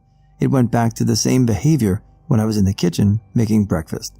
At this point, Home alone and terrorized for weeks by whatever the hell was happening, I snapped and yelled, "I'm not scared of you, go away!" And the slamming abruptly stopped. From that morning on, I never had any other issues with doors opening and slamming in that house. So what happened to me? I have several theories, and they all kind of suck. 1. There was legitimately someone in the house fucking with me. 2 options on how this happened. I had a creepy crawl space in the basement that I think we maybe literally never went into. Maybe someone was living in there and scaring me when I was alone. Not any less terrifying if true. The other option is the old man who lived next door and sold us the house, who pissed that he had sell it and was somehow getting access to fuck with me. It was a pressure sale, and it was rumored that he was unhappy with selling it. I don't know how he would have been able to get access though. Pretty sure my mom changed the locks when we moved in. 2. I had some kind of schizophrenic episode, and these were all hallucinations. I was having some issues with depression at the time that I've since overcome, so I guess that is possible. On the flip side, AFAIK, serious auditory and visual hallucinations aren't something that you just abruptly get over though, and that you never have again in your life. 3. Who knows? Something I can't explain. My mom told me recently she thinks the house I lived in until about the age of 3 was haunted. She said she would see black wisps in the air from time to time. She said it looked like smoke or ash from the fireplace, but it was in places of the house where it would be weird to see those things. She also said at night, when she laid in bed, she would hear things falling off tables in the kitchen, and things would be rearranged in the morning. So, we've had a couple bumps in the night or glitch in the matrix incidents before. It has never felt sinister or anything, it's just weird. We had a large frying pan that blinked out of existence for a couple of weeks before blinking right back into place. We've had something fall with a loud clatter in our empty garage. Nothing has really happened for a few years, but recently, a couple weird things have happened. A couple weeks back, I woke up around 5 in the morning. There was light coming in through the window, through the edges of the blackout shades. At the foot of the bed, I see what I assumed was my Labrador. It was just me and my 2 dogs in the bedroom. I didn't feel my lab hop onto the bed, which is unusual as she weighs like 80 pounds. It's not time to get up yet, so I tell her to lie down. Normally my voice gets a happy tail wag. She only turned her head and stared at me, tail motionless. Annoyed, I snapped my fingers at her and told her to lay down again. Nothing.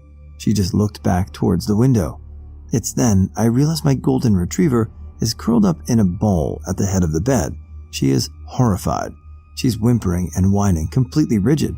It feels all wrong. I sit up in bed, and the dog at the end of the bed vanishes right before my eyes. I stare dumbstruck. A thought crosses my mind. Oh no. Did my lab die in the night? Was she saying goodbye? Panicked, I roll through the covers to look for her bed, which is right beside ours. My heart skips as I see her in bed is empty, but I quickly realize she is huddled in the corner of the bedroom. She never does that, but she seems every bit as anxious and scared as my golden. We got up early that day. I'm not sure what we saw. Last week, something else happened. It's nothing you'd ever write a movie over, but it's unnerving nonetheless. My wife has this pair of earrings. One is a little silver bunny, the other is a little silver yak. They're her good luck earrings. Well, she couldn't find them on a day she needed them. She and I went through all her jewelry in the closet, which are arrayed in an opening box and a miniature pewter tree. She hangs necklaces and such on it. We opened the box, which is important, and went through everything. Nothing. Frustrated, she ended up wearing a different non-yak, non-bunny earrings. Well, 2 mornings later, I wake up and get out of bed. My wife works different hours, and I can hear her watching TV in the TV room. I turn on the lights, and shit. The yak earring, and only the yak earring, is sitting on my nightstand. It wasn't there the night before. I would have knocked it off with my iPad. Hell, I would have seen it when I put my iPad down to charge. The single drawer on the nightstand holds a pistol and nothing else. Perplexed, I leave it there and go start my day. I tell her that the yak earring ended up on my nightstand somehow. She's confused, but is glad that half of her earring set had shown up. That afternoon, my wife walks into the TV room. My bunny earring is back. It was just sitting on top of my jewelry box. The one that we opened and went through. As in, It would have fallen off if it was there when we looked, but it's just sitting right in the middle of the box top.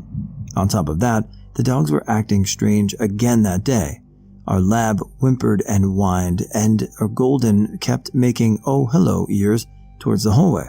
My dogs are my children. I know their reactions as well as my own. My lab was upset, and my golden, ever the gregarious little pup, was looking at something I couldn't see. My first reaction was to check my house for carbon monoxide. When weird shit happens, it can be the sign of a leak. All clear. I don't particularly care for these weird, glitchy incidents, but hell, if I can explain them. When I was about 6, my grandmother passed. Afterwards, my mother would frequently find me sitting at the foot of my bed at night talking to thin air. I remember a vaguely human-shaped glow that I instinctively knew was my grandmother standing in my doorway each night, but none of the conversations. I've seen this same figure several times since, even though we had moved several times, usually around the time of an important life event, i.e. shortly after each of my siblings were born. Not typical for paranormal stories, but I used to have a very old chihuahua that we found near a park. She was on her last legs, had a tumor, outgrown nails, rotting teeth. We took her in for her last few months, clipped her nails, brushed her teeth, but we didn't have the money to treat her cancer. The night after she passed away, me and my mom were on the back porch.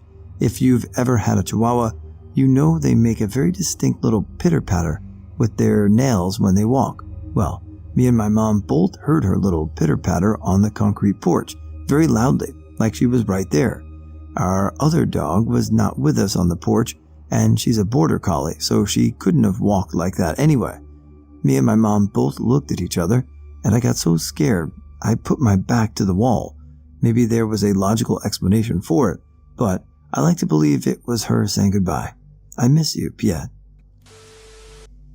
We live in an old house that my grandpa and dad says is haunted, but my grandpa says, not like The Conjuring or Poltergeist, this goat don't do shit. Just a few times, doors open or close or things move, or they'd hear laughing once in a while and just get a weird feeling. 3 different times since we moved in here, I had dreams that I'm not sure are dreams, where I have conversations with my mom who died giving birth to me. Like I can control what I'm saying, but it's always the middle of the night, so I always wonder if it was just a dream. I never told my dad or grandpa about it. It's not scary, but actually something I liked, even though it wasn't really her. It happened at my old studio apartment in Cambodia.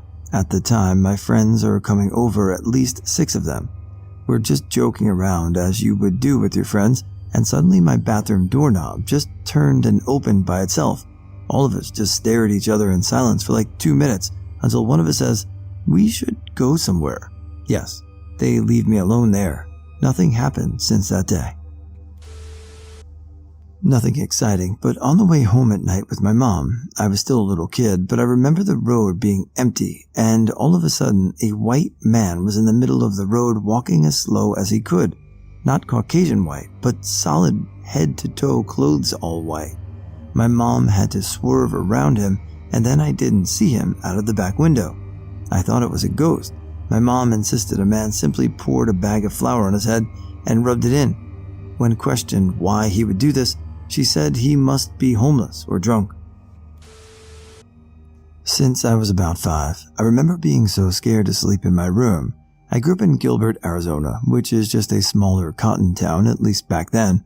I would hear whispers all the time, walking on the carpet, feel cold presences that would make me frozen on the spot, and constantly see things at the corner of my eyes. I was coming in periodically to my parents' room in the middle of the night to tell them about stuff, and it was always met with, "Oh, you're just trying to scare your brother," because sometimes I would cry loud or make a commotion. Then my mom started experiencing it, then my sister, and so on. My dad was always the, "You all are imagining stuff and making it up." One night, they were both sitting on the couch watching TV when my dad says that he sees what seems to look like a heavy cloud of diesel smoke in the shape of a tall person walk down the hallway from the master bedroom into my room. He said it lasted for about 5 seconds. He turns around, shocked, and looks at my mom, who then says, "There, you SOB, you saw it, didn't you?" My dad was in disbelief and got up to come check on me, but I was fast asleep. He didn't question anything after that. Things got to the point where stuff was being thrown around and our friends and family would stop coming over because something always happened. We ended up moving because of it and used our great friend as our realtor who sold our house to a new family who moved in. This family then promptly moved out a couple months later. When she asked them why they were moving so quickly, they didn't want to tell her but refused to stay in the house any longer. It's been moved in and out of for years. Funny thing is that our neighbors had a very similar thing happen in their homes as well. These experiences really shaped my childhood and outlook on so many things, and I respect anyone who says they don't believe, but I'll always remember what my family and I went through. Had a dream I was holding a little brown-haired baby girl. Couple days later, find out a colleague is pregnant. Nothing odd about this except she has struggled for well over 10 years to get pregnant and didn't think she ever would. Some months later, she reveals she is having a girl. Now I'm starting to really take notice. I should mention, at no point do I ever tell her about my dream, cause we aren't tight like that, and I don't want to weird her out. Fast forward some more months, and the baby is born. She sends out the obligatory email with photos and the baby's name. She named the child my name. I have really common female name, so maybe it could all be one crazy coincidence, but who knows. Late to the party, but this happened a week after I came home from the hospital after I gave birth to my daughter. My room is a little too hot, so I decided to sleep in the living room with my firstborn. One day, I don't remember what time it was, but I could tell it was still nighttime. I woke up to a man at the foot of the sofa. He lifted up the foot of my baby, and as if he was playing with it. He was wearing a white polo shirt and black pants. I thought it was my brother. His uniform was the same, and the height was as well. So I went back to sleep.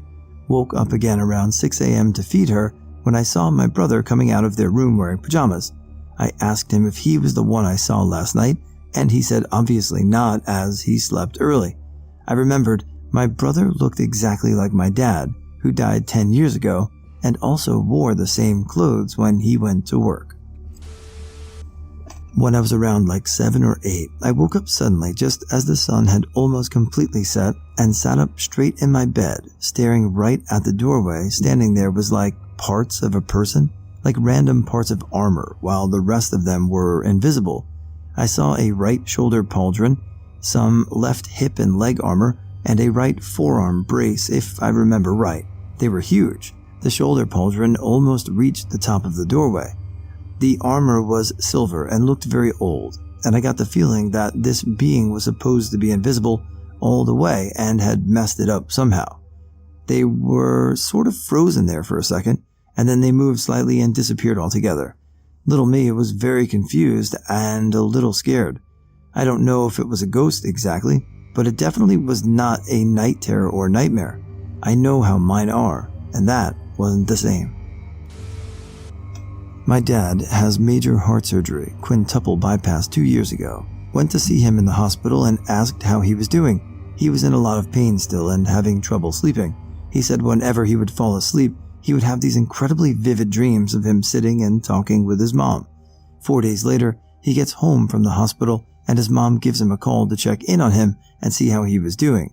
He didn't mention anything about the dreams he was having while in the hospital to her. Later that night, he got a call from another sibling letting him know that his mom had just passed away. It was very surreal. She was very old and brittle at that point. It was like she had been there in the hospital with him. Obviously she wasn't, and then called when he got home to make sure she was okay. Once she made sure he was fine, it's like her job was done and she could finally let go. What's the scariest true story you know? A woman I worked with a few years ago told me how her life had changed drastically. She went from having a decent job to becoming an alcoholic and working as a cleaner. She had planned to move to Spain with her husband and young daughter and had a great job lined up out there. The plan was her husband and daughter would fly over first, and she would fly over a week or two later due to finishing her old job a little later than planned. Her husband rang her on the day he arrived and said the house was lovely and the furniture had arrived by ferry, etc. That was the last time she ever heard from him. Her husband and daughter were found dead by authorities a few days after she rang, explaining she was concerned for their welfare as she had had no contact with them, and she was extremely worried. It was carbon monoxide poisoning.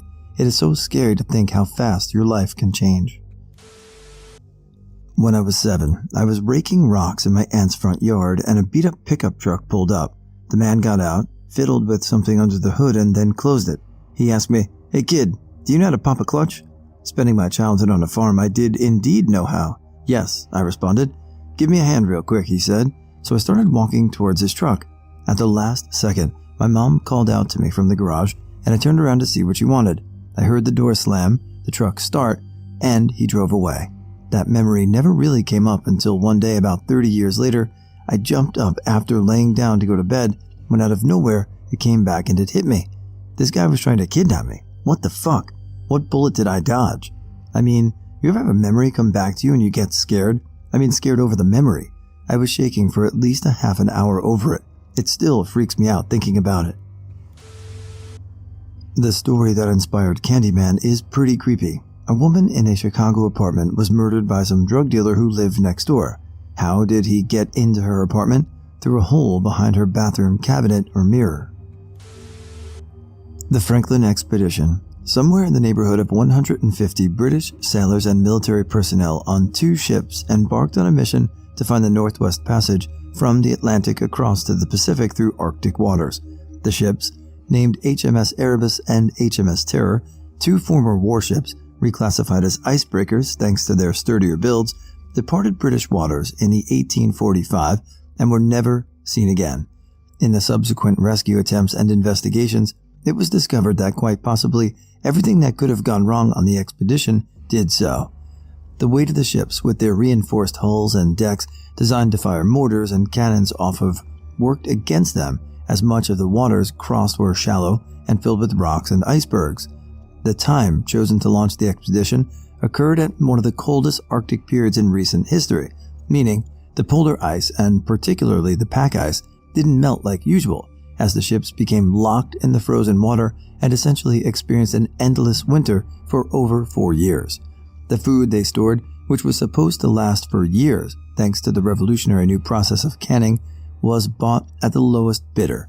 Much of the food was improperly sealed and spoiled, leading to food poisoning, and even the ones that were properly sealed and kept intact were riddled with lead thanks to the soldering used to keep the food inside fresh.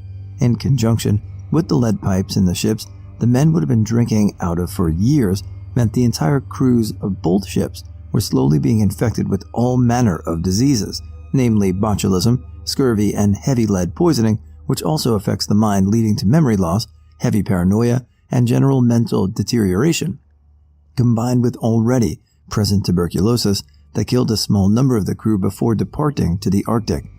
After about 2 to 3 years stuck in the ice, the captain in charge of the voyage, John Franklin, and many other crew members died in unknown circumstances, and the remainder decided to abandon ships and try to hike out together to the nearest trading outpost and Backfish River in Canada, hundreds of miles away, by loading up their rowboats with supplies and fixing them on sleds to be pulled. All remaining crew perished on that journey.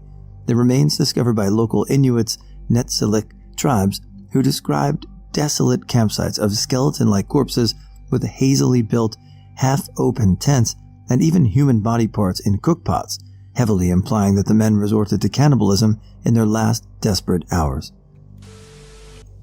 Happened to my boss's best friend when they were around 17 years old. Best friend's parents were out of town one weekend and she had the house to herself. Went about her business, having dinner, watching TV, then decided to go to bed. She was lying in her bed with her back to her closet when she heard the door open. She somehow pretended to be asleep. The man who was hiding in the closet walked around her bed to the side she was laying or facing, gently stroked her hair, face, and then left. She immediately called her boyfriend to ask him to come over, then called her parents and then the police. Long story short, this man had been getting into their home via a doggy door. They didn't have a dog and didn't bother to secure it, and he'd been living in a tent in the forestry area behind their home for months to creep on her. They found a ton of surveillance footage of her sleeping and pieces of her clothes and stuff. If I recall correctly, this happened somewhere in Alabama, most likely mid-2000s. My maternal grandfather, in the days before hot water on tap, put a big pot on to boil before leaving for work for his wife and kids to bathe with. The pot boiled over and extinguished the flame, and he returned to find them dead of carbon monoxide poisoning. My mother was his second marriage. The USS West Virginia was a ship damaged during the attack on Pearl Harbor. After the ship was attacked, the people on board heard banging noises coming from inside the ship. Turns out that these noises were people. They were trapped in a room to where they couldn't be broken out of because of the water that would seep in and drown them, and they couldn't be brought out from the top because of the gases that lingered there that were extremely flammable. When the vessel was salvaged 6 months later, the bodies of these 3 men were found. The other things that remained were empty cans of food and water and a calendar marked from December 7th to December 23rd. This means they were trapped in there for 16 days. They probably kept wondering if they were ever going to make it out, and then had to come to the realization that they might not be saved. And they had the fear of drowning in the tight little compartment of the ship. They had to face the realization that you were going to die, and the psychological torture that goes along with it. In the 80s, there was a Mexican cult led by an American named Adolfo Constanzo. They used to kidnap random people from tourist towns and nearby cities and perform human sacrifice on them in their rural Mexican desert compound, usually torturing in elaborate rituals for hours or days before finally letting them die. These rituals included vivisections, castration, eyeball removal, tongue removal, teeth pulling, skin flaying, hanging, etc. They used amphetamines and cocaine to force the victim to stay awake during the torture and not pass out from shock. The cult believed the more pain and fear they could generate in the sacrificed victim, the more powerful the body parts would be as ritual trinkets and also for food for the cult's ngana, which is a large ritual cauldron used to store bones, blood, meat, and other valuable items that the cult believed gave them power. They used to make staves out of wired-together spinal columns, and they would often eat the victim's eyeballs during the rituals. They are believed to have kidnapped and sacrificed over 26 people to their Ganga in their 3 years that they were active from 1986 to 1989. The leader committed suicide when the police showed up at their compound. They arrested 14 cult members, but most people believe there were at least a dozen more that escaped and are still out there. My brother was a police officer. He had a call to check on the welfare of a mother who had not showed up for work. She had died on the sofa, and her little toddler had brought the little diaper pad and laid down next to her and died of dehydration. The little kid had opened the lower cabinets and drawers in the kitchen looking for food. He still cries about it, and he's not the crying kind. The Ariel Castro kidnappings. Basically, a man living in Cleveland, Ohio, kidnapped 3 young girls and kept them prisoners in his home in Tremont for 12 years. He even had a child with one. Eventually, one escaped and managed to contact police, who arrested Castro and saved the other 2 girls. In 1949, Timothy Evans was wrongly executed for murdering his pregnant wife and daughter. The actual murderer, John Christie, was a prosecution witness at Evans' trial. After Evans was executed, Christie went on to kill 4 more people. Had the police handled the forensic evidence properly, Christie would have been caught when they were investigating Evans, and those 4 people would still be alive. The government didn't acknowledge that Evans was innocent until 2004. My father used to work as a medical examiner. He was the guy they send when a crime scene contained a dead person to give a preliminary examination of the corpse before it got sent off for more rigorous investigation. One of his worst stories was being called in for a child around 9 or 10 that had ostensibly been killed in a drive-by shooting while he and his older brother were playing in the front yard. When my dad examined the corpse, however, the presence of gunpowder burns across his face indicated the shot must have been point blank. His older brother had lied about the shooting. He'd shot him himself. The New London school explosion. A school in Texas in 1937 tried to tap into natural gas on their own, and it ended up leaking and blowing up the school. It's the reason they make natural gas scented in Texas and probably the US now. I'm amazed I never heard of this in school because it seems like something that should be taught. I read some survivor stories and I had fucking nightmares. It was horrible. 3 in particular stuck with me. One was a 7 or 8 year old girl. She saw her best friend and playmate with her entire body crushed by concrete with only her shoulders and head above it, and she still had a lollipop in her mouth like she didn't know what happened. Another was a guy, I think a 16 to 17-year-old, helping undig people and bring them out of the wreckage. He saw a dad holding his daughter, crying his eyes out, while the back of the girl's head was broken open with her brain on the ground next to her. The last was a 9-ish-year-old girl who went to find her mom after it happened. There was a PTA meeting going on at the time, so there was a lot of parents at the scene. Her mom was freaking out, trying to find her, but didn't even recognize her. She went up to her mom and called out to her, but she just kept saying, "You're not my daughter." She was so covered in blood and ash and tears that her own mother couldn't recognize her. It was a truly horrifying thing. The blue ring octopus has a venom that causes paralysis, causing people to die of cardiac arrest or because of hypoxia. There is no antidote. The cure is CPR or life support for the hour or so it takes for the venom to leave the body. There was a man who was bitten by a blue ring octopus.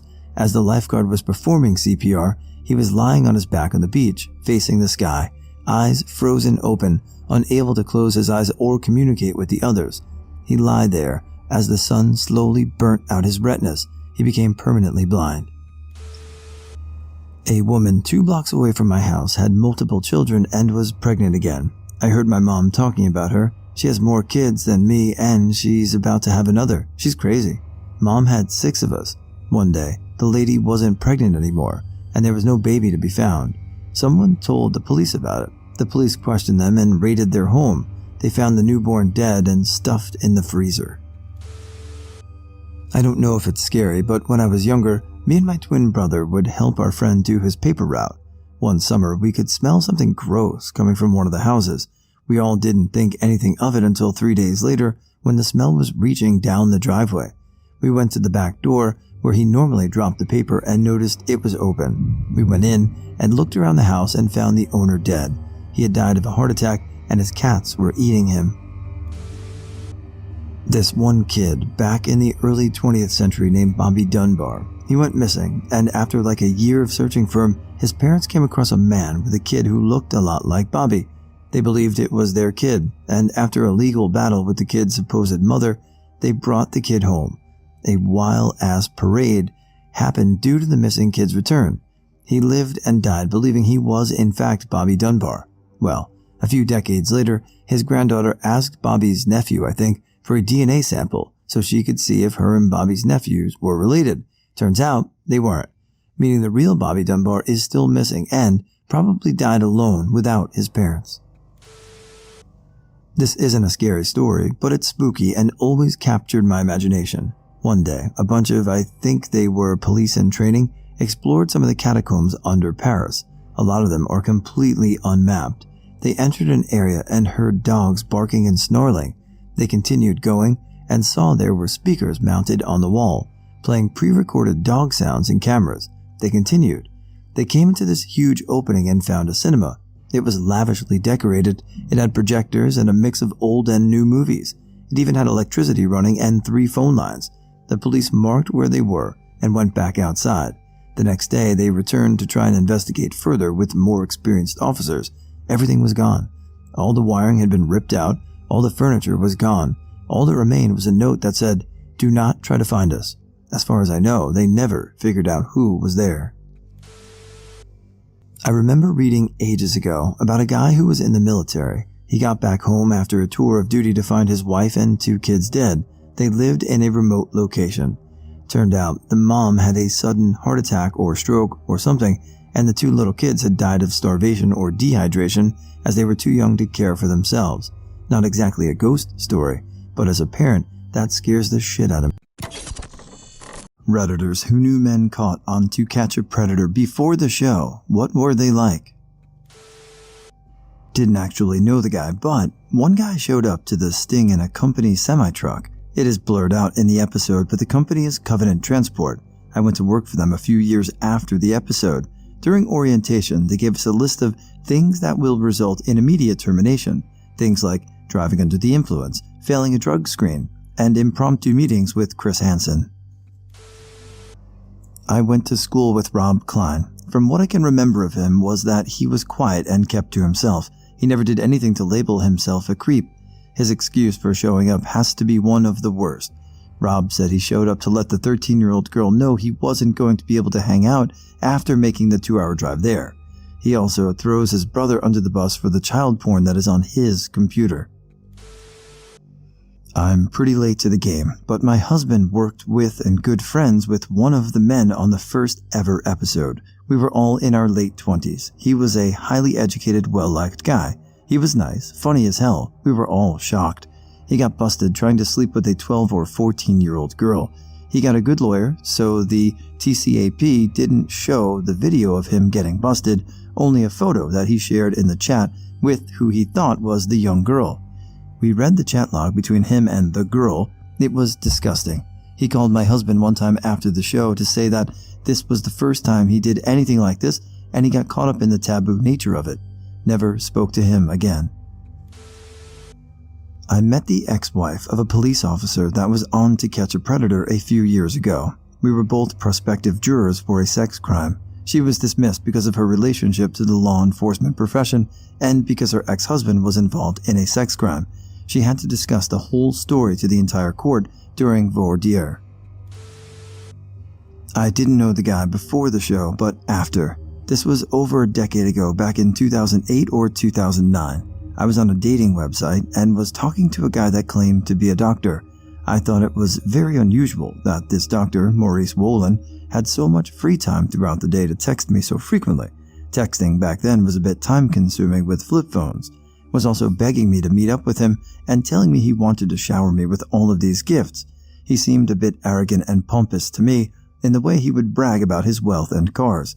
I was getting suspicious of the guy and reverse searched his phone number. I found out he gave me a fake name, and after getting his real name, I saw all the articles online and saw the guy was on TCAP. I couldn't believe what I was seeing and asked him to send me a new selfie. Sure enough, it was definitely him.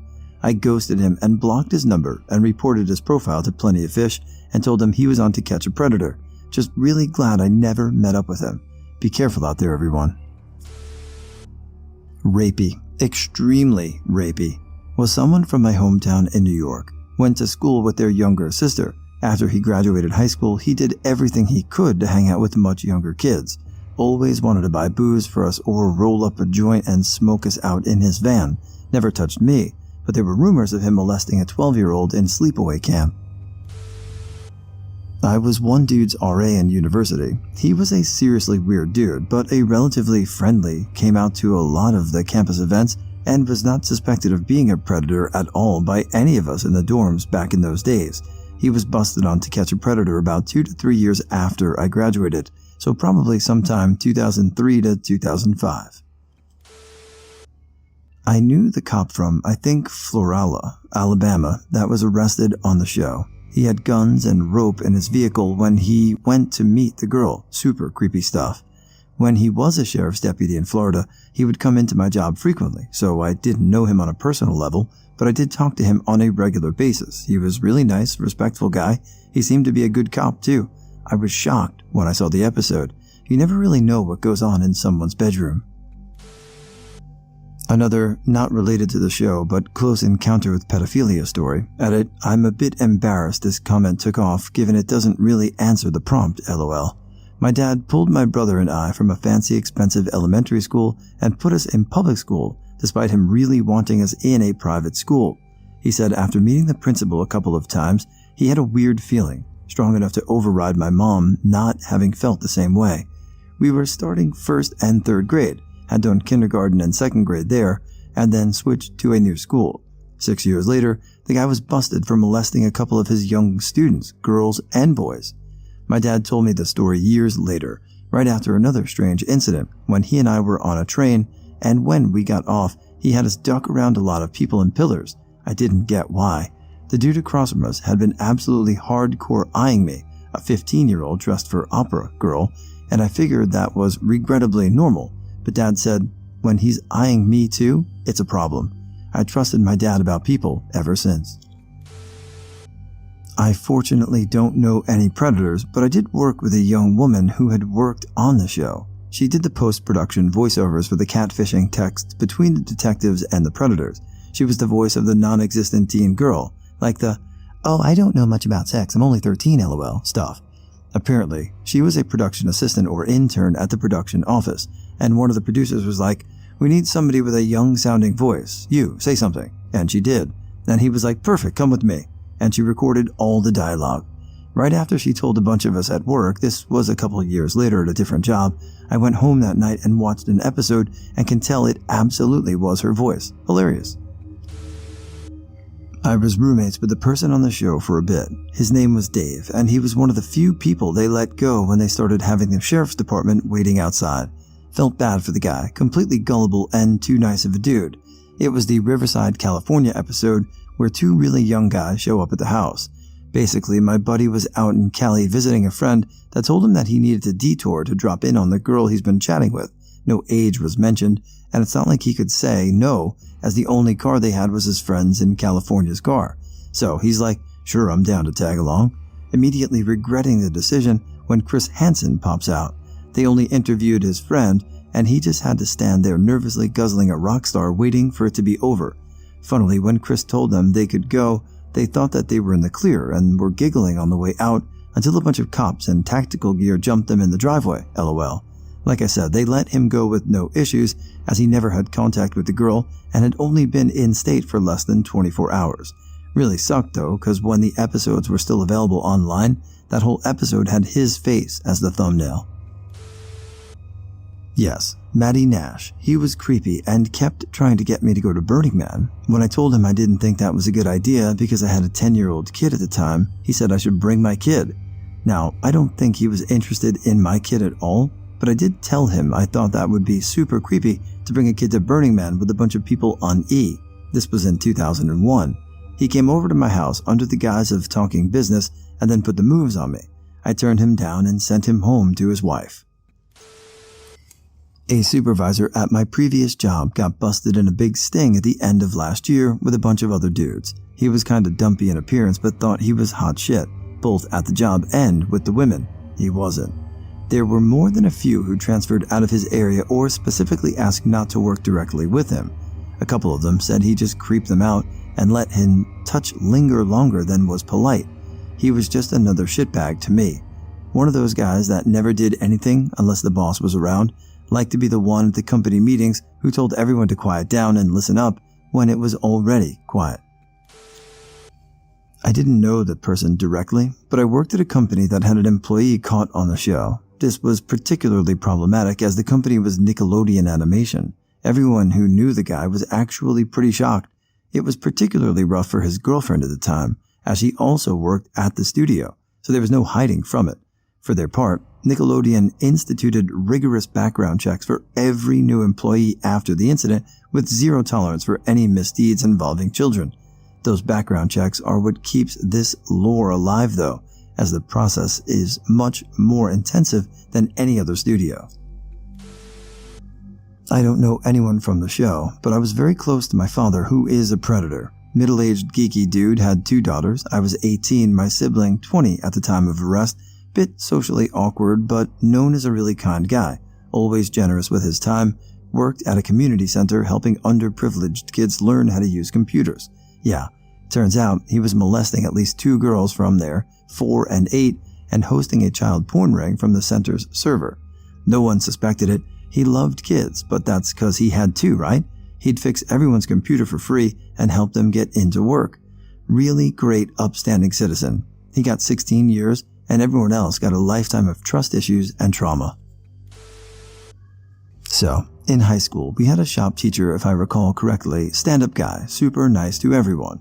I always got a weird vibe with how people talked about him, but the story was that he had an extra room in his house. For years or over a decade, he would take the kids that were in trouble, down and out, fighting with the law or fighting with their parents, and give them a place to stay and get back on their feet. This had been going on well before I started going there. So, as you can imagine, there had been a couple of accusations against him. Kids he targeted were always already in trouble to begin with, so nothing held up. Fast forward to 2001, grade 9 English class one day. Class starts, and apparently he had been arrested on accusations on the weekend. Our English teacher comes in to start class completely broken down in tears, goes on a giant tirade about how disgusting it is that false accusations can ruin a good man's career, and that we will have a substitute because her and an army of other teachers, admin, and staff are going down to City Hall to protest and stand up for him. This went on for a few days. Eventually, the charges were dropped and dismissed. There was even a front-page news article that more or less discredited the kid and implied he was being falsely accused. He got off and kept his job. Fast forward a few years later, after I graduate, and sure enough, he gets caught completely red-handed. Turns out for over 10 plus years, he was getting away with this shit while the school defended him at every turn. When he finally got arrested and caught and convicted, the news article was literally half a paragraph printed on the back side of the paper in the court section, not even a photo. I would not be at all shocked if more admin or staff were involved than just him. I feel so bad for all those kids who were brave enough to come forward over the years just to have an entire school administration and justice system turn against them. Oh, I can actually answer this one. He legit was always trying to sleep with men that were way too young for him, albeit just barely legal, and we made jokes all the time to him about how he was going to wind up on that show. We literally called him Herbert. It was the opposite of a "he was the last person I would suspect" situation. Alright, I actually knew a guy who ended up getting caught on To Catch a Predator. We were not super close or anything, but we took a few classes together and had labs together. To give you some time context, I would have met him originally in like 2001 or 2002. It was my senior year in high school, but I was taking a community college physics class. He was 1 year older than me, having just graduated the year early. He was born in '83, I was born in '84. I didn't really get to know him very much in that course, but I did in a later that I was taking in like late 2002 or early 2003. I knew him from physics classes, nothing else. I remember we were in the same lab group, so we were spending 3 to 4 hours at a time working on some lab project. He was an immigrant from India and a rather small man, very thin and fairly short. He was a Sikh and kept his hair covered. His English was pretty good though. You can just sort of tell this guy was the type of guy who had no luck with girls, like zero, which is really common for a lot of dudes at this age, though, but this was like worst case scenario for a guy. He had no attention of any kind from women, and we were in a physics class. Awkward with girls probably explains the majority of young guys in that class at the time in our lives. One time, he wanted to teach me a lesson about never meeting girls online. He told me a story about how his friend, figure similar situation, was trying to meet girls online, and then he met this one. She looked a little chubby in her face in her picture, but then he went to go meet her at an amusement park, and to his horror, it was a very obese woman. His friend had no idea on how to bail, so he just sort of went along with it. They went and did some rides, then they got on the roller coaster, where when the ride ended, she got stuck, and the ride operator was unable to help her, so they had to shut it down, call in a technician who had to disassemble the ride to get her out. As he was telling me this story, he was laughing harder and harder.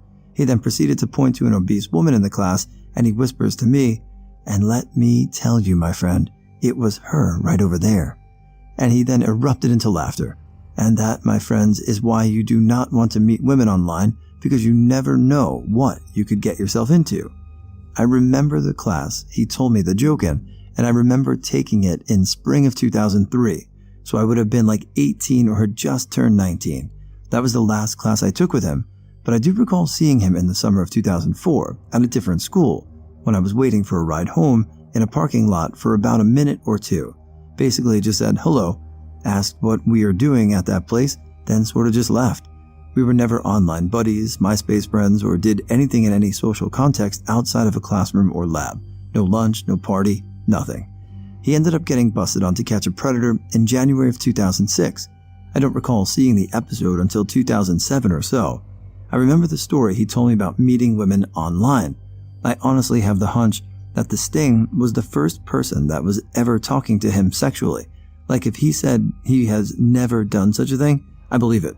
The guy was an absolute max level incel long before the incel movement. I did read the chat log he had with the decoy, and it was pretty sick though. The dude was definitely fucked up. If you watched the show, he was the guy who claimed to be into academics, and knows about the law when trying to talk to Chris Hansen. That was definitely the vibe I remember from Serious. Subway workers, tunnel rats, and explorers of Reddit. What's your scariest, unexplained true story of the underground?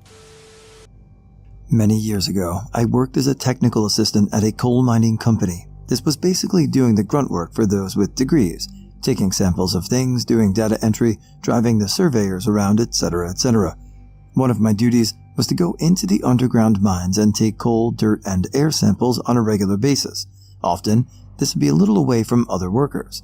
One place I'd hate going, because every time it'd feel and sound like there was someone standing just behind me to my left and whispering in my ear, even when the nearest other person was 30 yards away or so. Probably just weird acoustics, but fuck, I hated those days.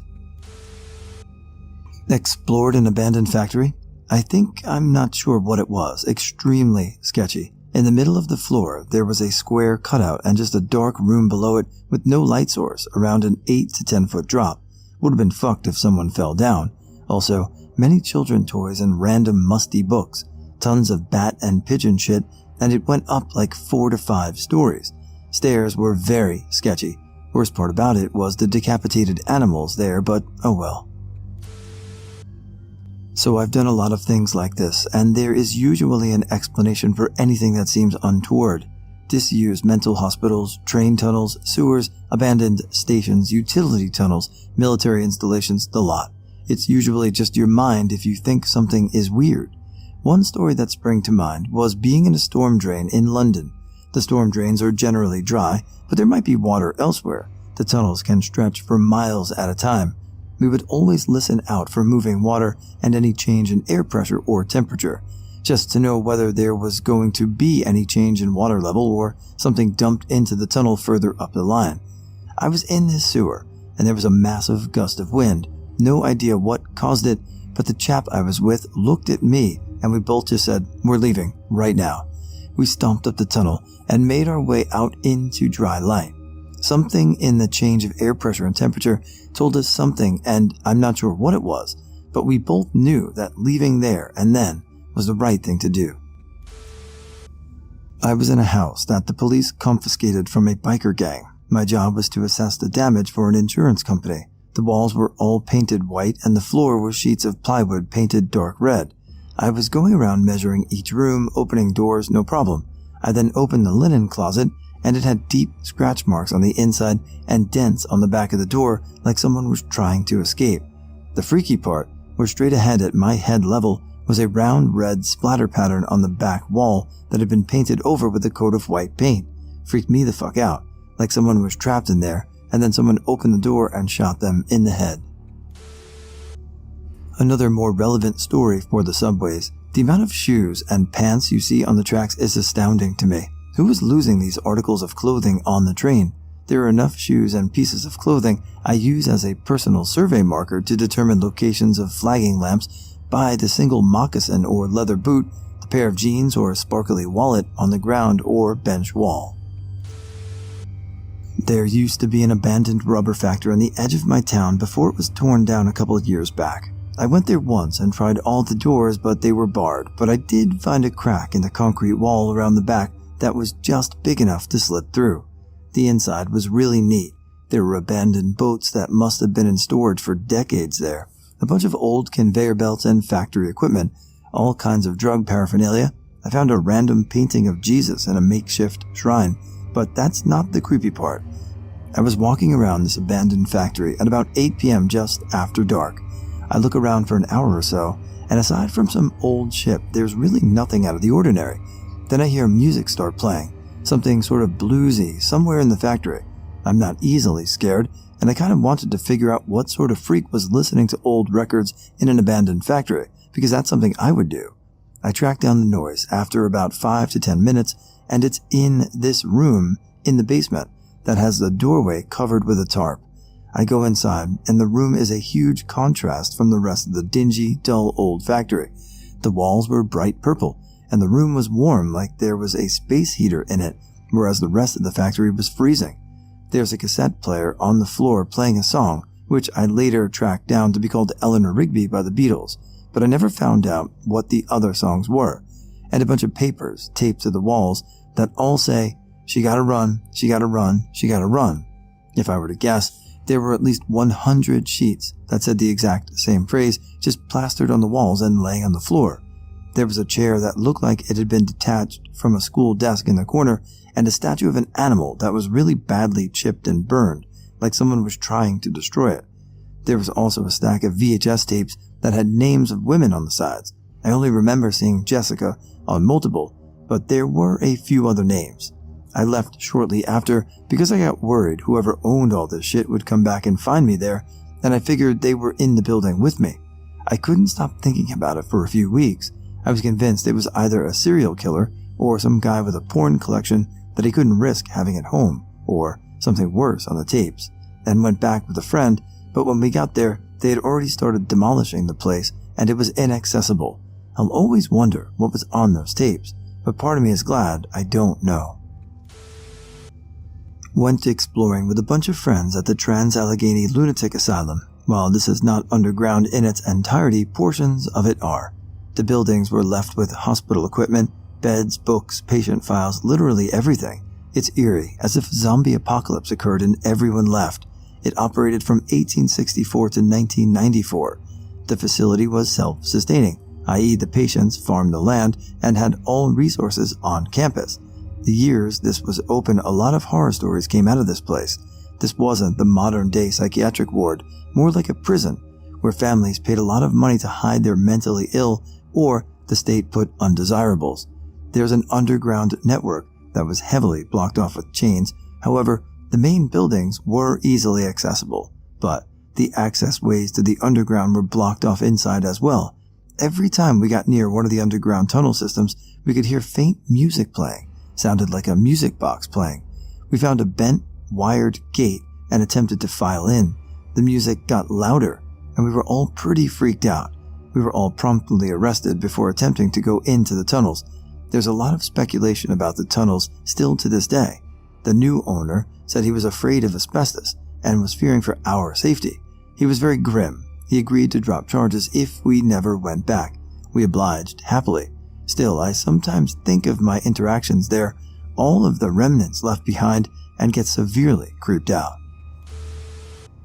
I was walking through the woods with some of my friends at about midnight, having fun and messing around. It was pretty much pitch black in some areas, usually taking about a minute to get to the next light section, and at some point, I felt somebody hold my hand. It was very clearly a small and definitely female hand. After about a minute, we finally got close to the light again, and I asked if she was alright, only to look over and notice that everybody else was about 2 meters behind me, and the only female was at the very back of the group. Almost immediately, I felt the pressure leave my hand. I never brought it up with them because they'd probably just tell me I was imagining things. I do electrical work for a living, and I've been working in old Baltimore lately, and most of the buildings in Baltimore are connected by tunnels. So about a few months ago, I was working on a building on East Redwood Street putting lights in the tunnels. Well, one day on my lunch break, I decided to walk around them. So I'm walking for about 20 minutes when I thought I heard my foreman call me down one of the halls. I assume he went to look around as well. So I start to walk down the hall, and it started to get deeper and colder. I think about turning around because I don't want to get lost when I hear it again. So I go a little deeper. Eventually, I hit a room about the size of a baseball court with probably 20-foot high ceilings. The ground is all sticky, and every step I take is like I'm undoing a heavy Velcro strap. There are skulls from small animals everywhere in there that shape in a big triangle that points to a very large dog-like skeleton. At this point, I'm freezing and really scared. I start to smell a harsh, burning smell and hear what sounded like a big dog running on concrete. I can hear it get louder and closer, louder and closer. I start running like I have never ran in my life. Finally, after what felt like an hour of running at full sprint, I run into a staircase with a big heavy metal door at the end of it. I hear the noises now like they are right around the corner. So with all my might and adrenaline-fueled strength, I rip the door open and slam it behind me, and then hear and feel a hard thud against the door. I turn around to see I'm standing under the docks by the Four Seasons and the Marriott Hotel. I call my boss and tell him I got lost in the tunnels and need to get picked up. since the day I refused to go in the tunnels under Baltimore or go into the sub-basements in Baltimore. So, not exactly unexplained, but I grew up in a New England town littered with old mill buildings. One night in high school, a friend and I decided to go explore an abandoned mill. Once there, we explored what was a completely run-down mill attached to an apartment building, both of which had been condemned due to a fire years earlier. We stopped in a small room in the mill part to find a case of makeup and a book about Kurt Cobain. Weird. We then thought we heard footsteps outside the room and immediately turned our flashlights off. I'll never forget the feeling of thinking I was going to die. I don't know what it was. I was just barely sure that my life was about to end. Anyway, the sound was just drops of water from inside the building, but I will never forget that feeling. I visited San Francisco a few years back, and we took a little hike to Bird Island and the Point Bonita Lighthouse. Not too far into the hike, probably closer to the road area, I noticed what looked like a bunker of some kind. If I recall correctly, it was on top of a hill. I was able to look down inside the bunker, and I saw what looked like some big, rusty object. I don't know if it was a bomb, an old piece of machinery, or what. Whatever it was, it still intrigues me to this day. The whole city of San Francisco is so rich in history and creepy stuff. I'm an urban explorer, but nearly everything I've done was above ground. But there was an old farmhouse near me, now demolished, which I explored several times, including the basement. I'd say the times something unexplained happened was something like less than 5% of my expeditions, but I had several in this house.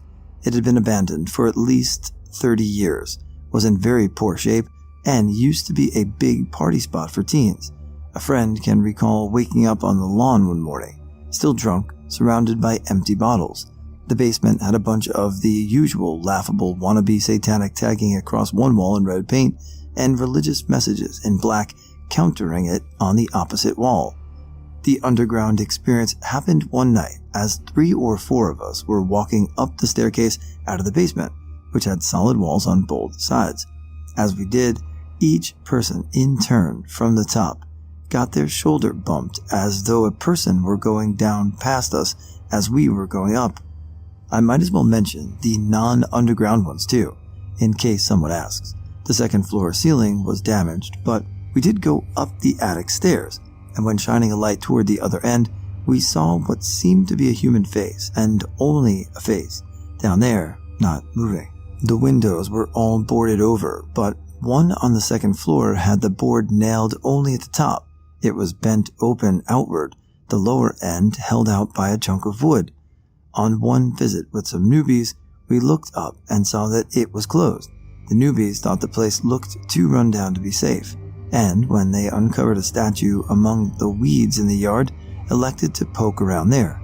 When the rest of us got upstairs, the board was bent open as usual, and we looked out and saw the others in the yard, and I'm still kicking myself for not shouting down to them, because when we got back outside, it was shut again.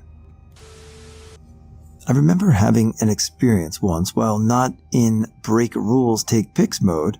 I was just riding on my local subway, underground, slow train basically. It got even slower because of a bend in the tracks. I always loved this area to look out the windows because it was super old and super big, spanning out into like an institutional cave.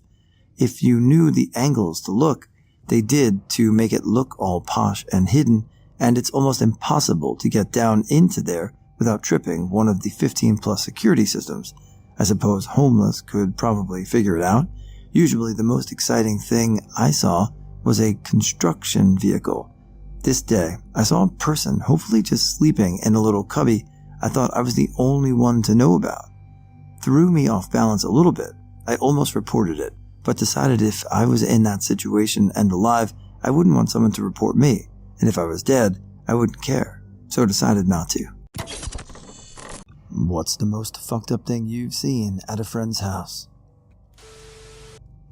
My friend lives in the basement and his parents are hoarders, so he has to walk through a tunnel of car parts, furniture, Christmas decorations, moldy clothes, and dried dog shit just to go upstairs to use the bathroom. There's a bathroom downstairs, but they didn't seem important enough to fix it for him, and when you come over, You can tell when they've tried to fill his mostly clean room with junk again, and he has to push it back out onto the piles. I had a friend who lived on his own in high school, and we partied there a lot. He had a revolving door of roommates to help with rent. One of these roommates was a pretty serious drug dealer. He was extremely paranoid and rarely spoke to us besides threats. He had threatened that no one ever go in his room, and it was always locked. Well, one day he got arrested and had pounds of drugs in his car, off to jail. He had communicated through family again not to enter his room, and eventually his family would come get his things. Weeks went by, and a strange smell started coming from the locked room. This dude and his family were super scary, so we didn't want to fuck around and find out. But finally my friend was like, WTF is this smell? Maybe it's trash and I can get it out of here without touching anything else. Nope, it was a huge boa constrictor no one knew about. I think it had died, and that was the issue. He didn't have it in any proper tank, so it clearly wasn't taken care of. My best friend and I had been friends for probably 12 years at this point, so we were super close, and our families were super close, like would travel together for sports and things. Her parents were basically my parents. Her dad was this big guy and was super tough. He was scary if you didn't know him, but just a really big teddy bear at heart. We would usually spend the afternoons after school together since both sets of parents were working, so we ended up at her house this particular day. We walked in expecting no one to be home, but on her couch was her dad just sobbing uncontrollably. It took a while for him to catch his breath enough to tell us what had happened. I guess someone walked into his work that day and shot a bunch of people, and he'd lost like 3 of his closest friends. He was in shambles. My BFF just instantly started crying and jumped in her dad's arms. It was one of the most wholesome yet scary and awkward things I've ever been witness to. Just seeing her dad, who I thought was Superman, breaking down and so vulnerable, and for such a fucked up reason, was so crazy. A coworker had a few people over for drinks after work. She had 2 kids and mentioned she'd just gotten 2 kittens for those kids who were 3 and 5. They ran around grabbing and dragging the kittens around, and later the coworker put them away. She then complained about how the kids and the kittens were too much, and how she directly regretted taking the kittens in. I heard constant meowing and asked if they were okay. She says, "Oh shit, I didn't feed them." Now, we both worked at a breakfast restaurant, worked all day, and had been sitting for a few hours by this point in the evening. I followed her to the room she put them in, and you couldn't see the floor, covered in clothes, and the smell, as you can imagine, was out of a full room cat litter box. Poor things were locked in their own poop and pee, hungry with the lights off. I asked if she would consider letting me take them. She agreed, and I came early the next morning to take them both. I've had them for 7 years now. Went to a girl's apartment that I matched with on Tinder, and her dog was so filthy. There was shit and piss everywhere, flies on everything, and trash just piled up on all the furniture. I texted my friend and asked him to call me and pretend to be my dad, saying he needed immediate help. I changed his contact so she'd see Dad, but then, you know what happened next. My mom called, saying she needed immediate help. I have never been so eager to help my parents with some useless shit before. This dude's mom had some kind of top-half mannequin. I showed up at his house unannounced, as was the style at the time. His mom or dad or somebody was outside and told me to just go right down. He was in the basement, so I guess, yeah, he should have been warned. He was in the basement in the back room, making out with the fake head thing. It was all dressed up too, with makeup and other crap on it. It was like, I wish I hadn't let out a noise of surprise and could have just left him, cause dude really freaked out that I saw him and I felt so bad. I used to be the kid with the fucked up house. My mom boarded dogs out of my childhood home for money. There was always piss and shit everywhere because she took on more than she was capable of handling. Always loud, and I couldn't go downstairs without gagging from the smell and getting jumped on by all the dogs that were walking through everything. Hated my life. Couldn't keep almost any friends, and I wanted to kill myself. She thought I was trying to take away her happiness by wanting a clean, quiet, calm home to live in. Don't have kids if you don't care about them, folks. This was many years ago, but I was invited to swim in a friend's pool. She was someone I had just met through another friend of mine. The 3 of us are in her room changing into our swimsuits, and I notice a bunch of used maxi pads laying open on her desk. I asked her what that was all about, and she very nonchalantly answered, "Oh, it's so my mom knows I'm not pregnant." We were maybe 12 at the time, and later that day I found out she had a batshit insane religious mother. My friend was being a little bit annoying, and his mom just turned around and slapped the bejesus out of him, hard enough that he fell on the floor and couldn't hear out of his ear for a minute. She then proceeded to blame him for making her do it and started gaslighting immediately. It wasn't that hard. You feel the wrong way for it to be bad enough to scream about, etc., and dragged me and my brother in to try to justify it. I had forgotten about that until just now from this prompt. Nothing crazy, but my friend was a bit of a slob, and his parents were hoarders. He had a full-size trash can in his room, and it was always full. His parents also had a wing of the home that was off-limits, which meant he would take anyone and everyone back there when the opportunity presented itself.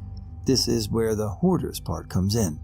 While the rest of the house had nothing more than a bit of clutter behind that door, there was boxes, old newspaper, and various stuff everywhere. Also, the hall that led to their room had a narrow pathway carved out with dust built up several inches to the side of it. The most shocking thing was their bed. It was visually lopsided to one side. They were big people, and apparently this was the side they were intimate. To finish things off, they were apparently extremely active sexually. Good for them, I guess, because there were used spermicidal applicators everywhere. This was a lot to process as a 15-year-old. I'm rethinking the "nothing crazy" comment earlier. Two friends shared an apartment. They started a fight about who buys the most toilet paper. It went so hardcore that both dropped buying it completely. They remained good friends inside those walls, just stopped bringing out the toilet paper issue. I hung around there a lot, and it came to the point they both only took a shit if they wanted to shower. Shit in the toilet, flush, and then jump into the shower and clean themselves with water. The most fucked up thing I saw isn't poop. It is watching them completely just ignore the toilet paper issue.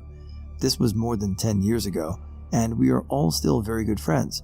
How childish and lovely we can be. A friend from middle school had parents who'd always get him dogs even though they didn't bother to take good care of him. My friend loved those dogs, but the parents would always let them out somehow and they'd run away. One day, I went to his house, and he told me about how his current dog got hit by a car and half its body was smashed, and how bad he felt and all. I assumed the dog died and was disposed of, but he walked me to the backyard with a small plate of food for the dog. The parents had dug a shallow hole and threw the dog in there while it was still alive. I seen it withering while its lower half was being eaten by maggots. The next day, he told me his dad had put it down himself. I don't like to imagine how.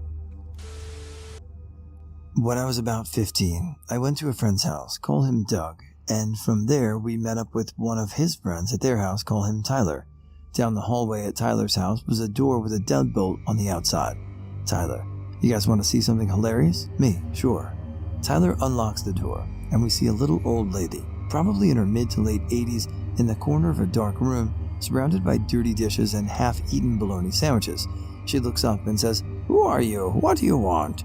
Tyler then picks up one of the sandwiches and throws it at her, getting mustard and bologna all over this poor woman's face. He then does the same with her drink. All the while, he's yelling at her, "Stupid bitch," etc. At that point, she gets up, starts yelling, "What the hell are you doing?" and cursing at him. He runs out of the door, locks the deadbolt, and she starts banging on the door to let her out, and she was going to kill him, etc. A minute or so passes, and he unlocks the door and walks in. She's so visibly confused and sweetly, calmly asking why she was wet and what was all over her. "It's all right, Grandma. Just sit down and eat your food." To which she quietly sits back down, still soaking wet and covered in sandwich dressings. Tyler and Doug thought it was the funniest thing in the world and didn't stop laughing for hours about it. I left and didn't go back to either of their houses again. I still feel like a piece of shit for even being there to witness it. When I was 13, I was at a neighbor's friend's trailer. We lived in the same park, and as I was hanging out, my friend's older sister got into a fight with her mom, started yelling that no one ever believed her, and dropped the bomb that her deaf uncle, Dad's brother also living there, was molesting her at night. It was goddamn most uncomfortable situation I'd ever been in at the time. I wanted to leave immediately, but was halfway through coloring in his older brother's really shitty tattoo he'd let us give him. My high school friend, who ended up proving abuse often doesn't break the cycle, one time I was there and her mom and stepdad were in their funky smelling room, and he ran out, jumped on a chair crying and screaming, and started slinging a noose around the beams above the staircase. He did this in front of us and their 5-year-old son. Super sketchy couple looking back. Domestic violence calls went to their house often. You could always hear their address come up on the scanners, etc. My friend, who was 15 or so, told me his brother just got out of jail and that I have to meet him. Sold. So we went to his house and his brother made a joke within the first 10 minutes. My friend made a sarcastic fake laugh, so his brother lifted him to the ceiling and threw him through the kitchen table. While the kid was groaning and crying on the floor surrounded by broken table legs and shit, his brother turned to me and said, "You want a chocolate milk or something? Want to make me Kool-Aid?" I just said, "No, I'm good, thank you." Same house, the kid brought me into his backyard shed and showed me cash stacked neatly under some garbage bags. Had to have been 100,000 or so. No lock on the shed. I found out later his father was the biggest cocaine dealer in town.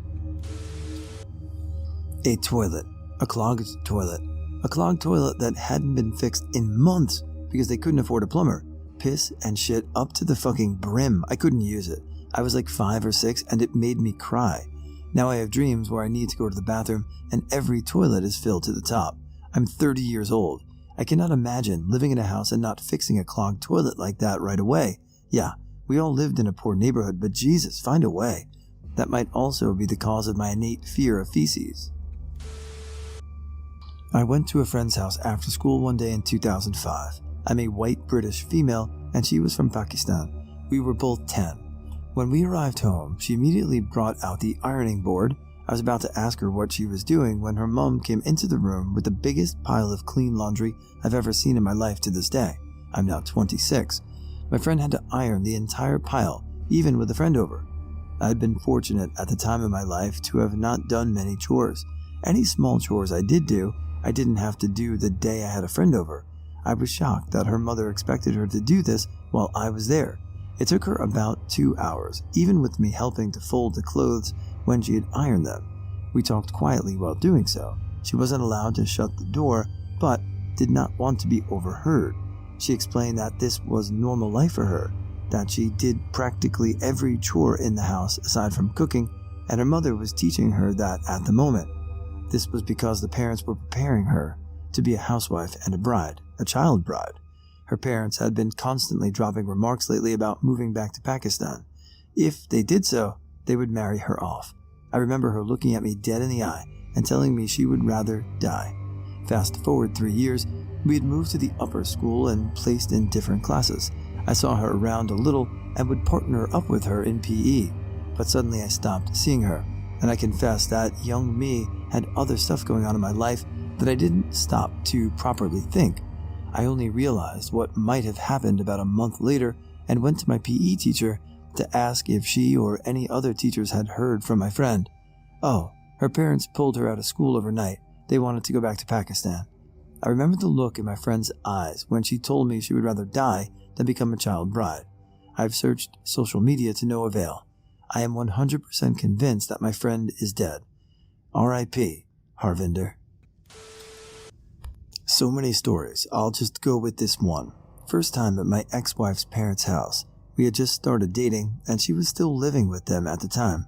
We went to their house for a quiet evening of dinner with the fam, and then a movie in her room. She was 21 at that point, and I was 29.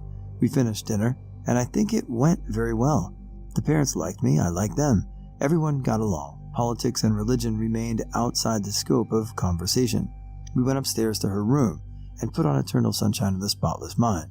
About 30 minutes into it, her dad came upstairs to use the bathroom directly beside us.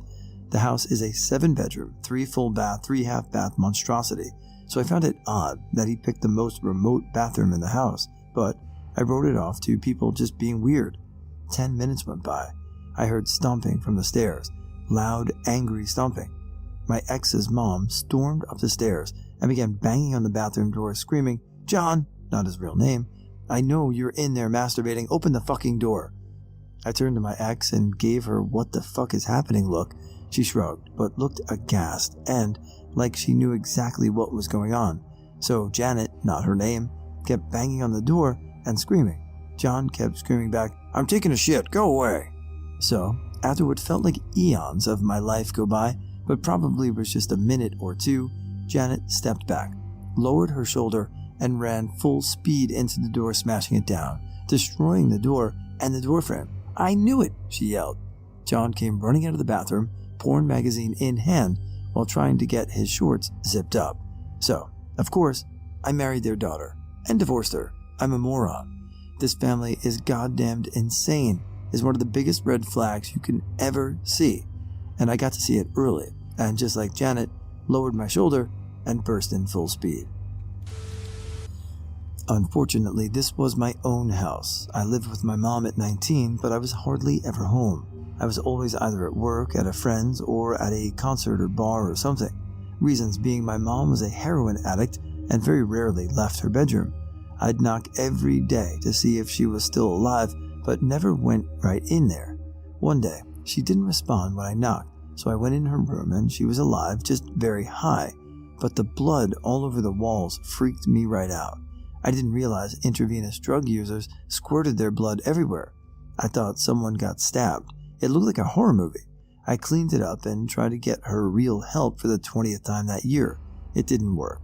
But now, 10 years later, she is 3 years clean and getting married next month, just in case anyone was curious.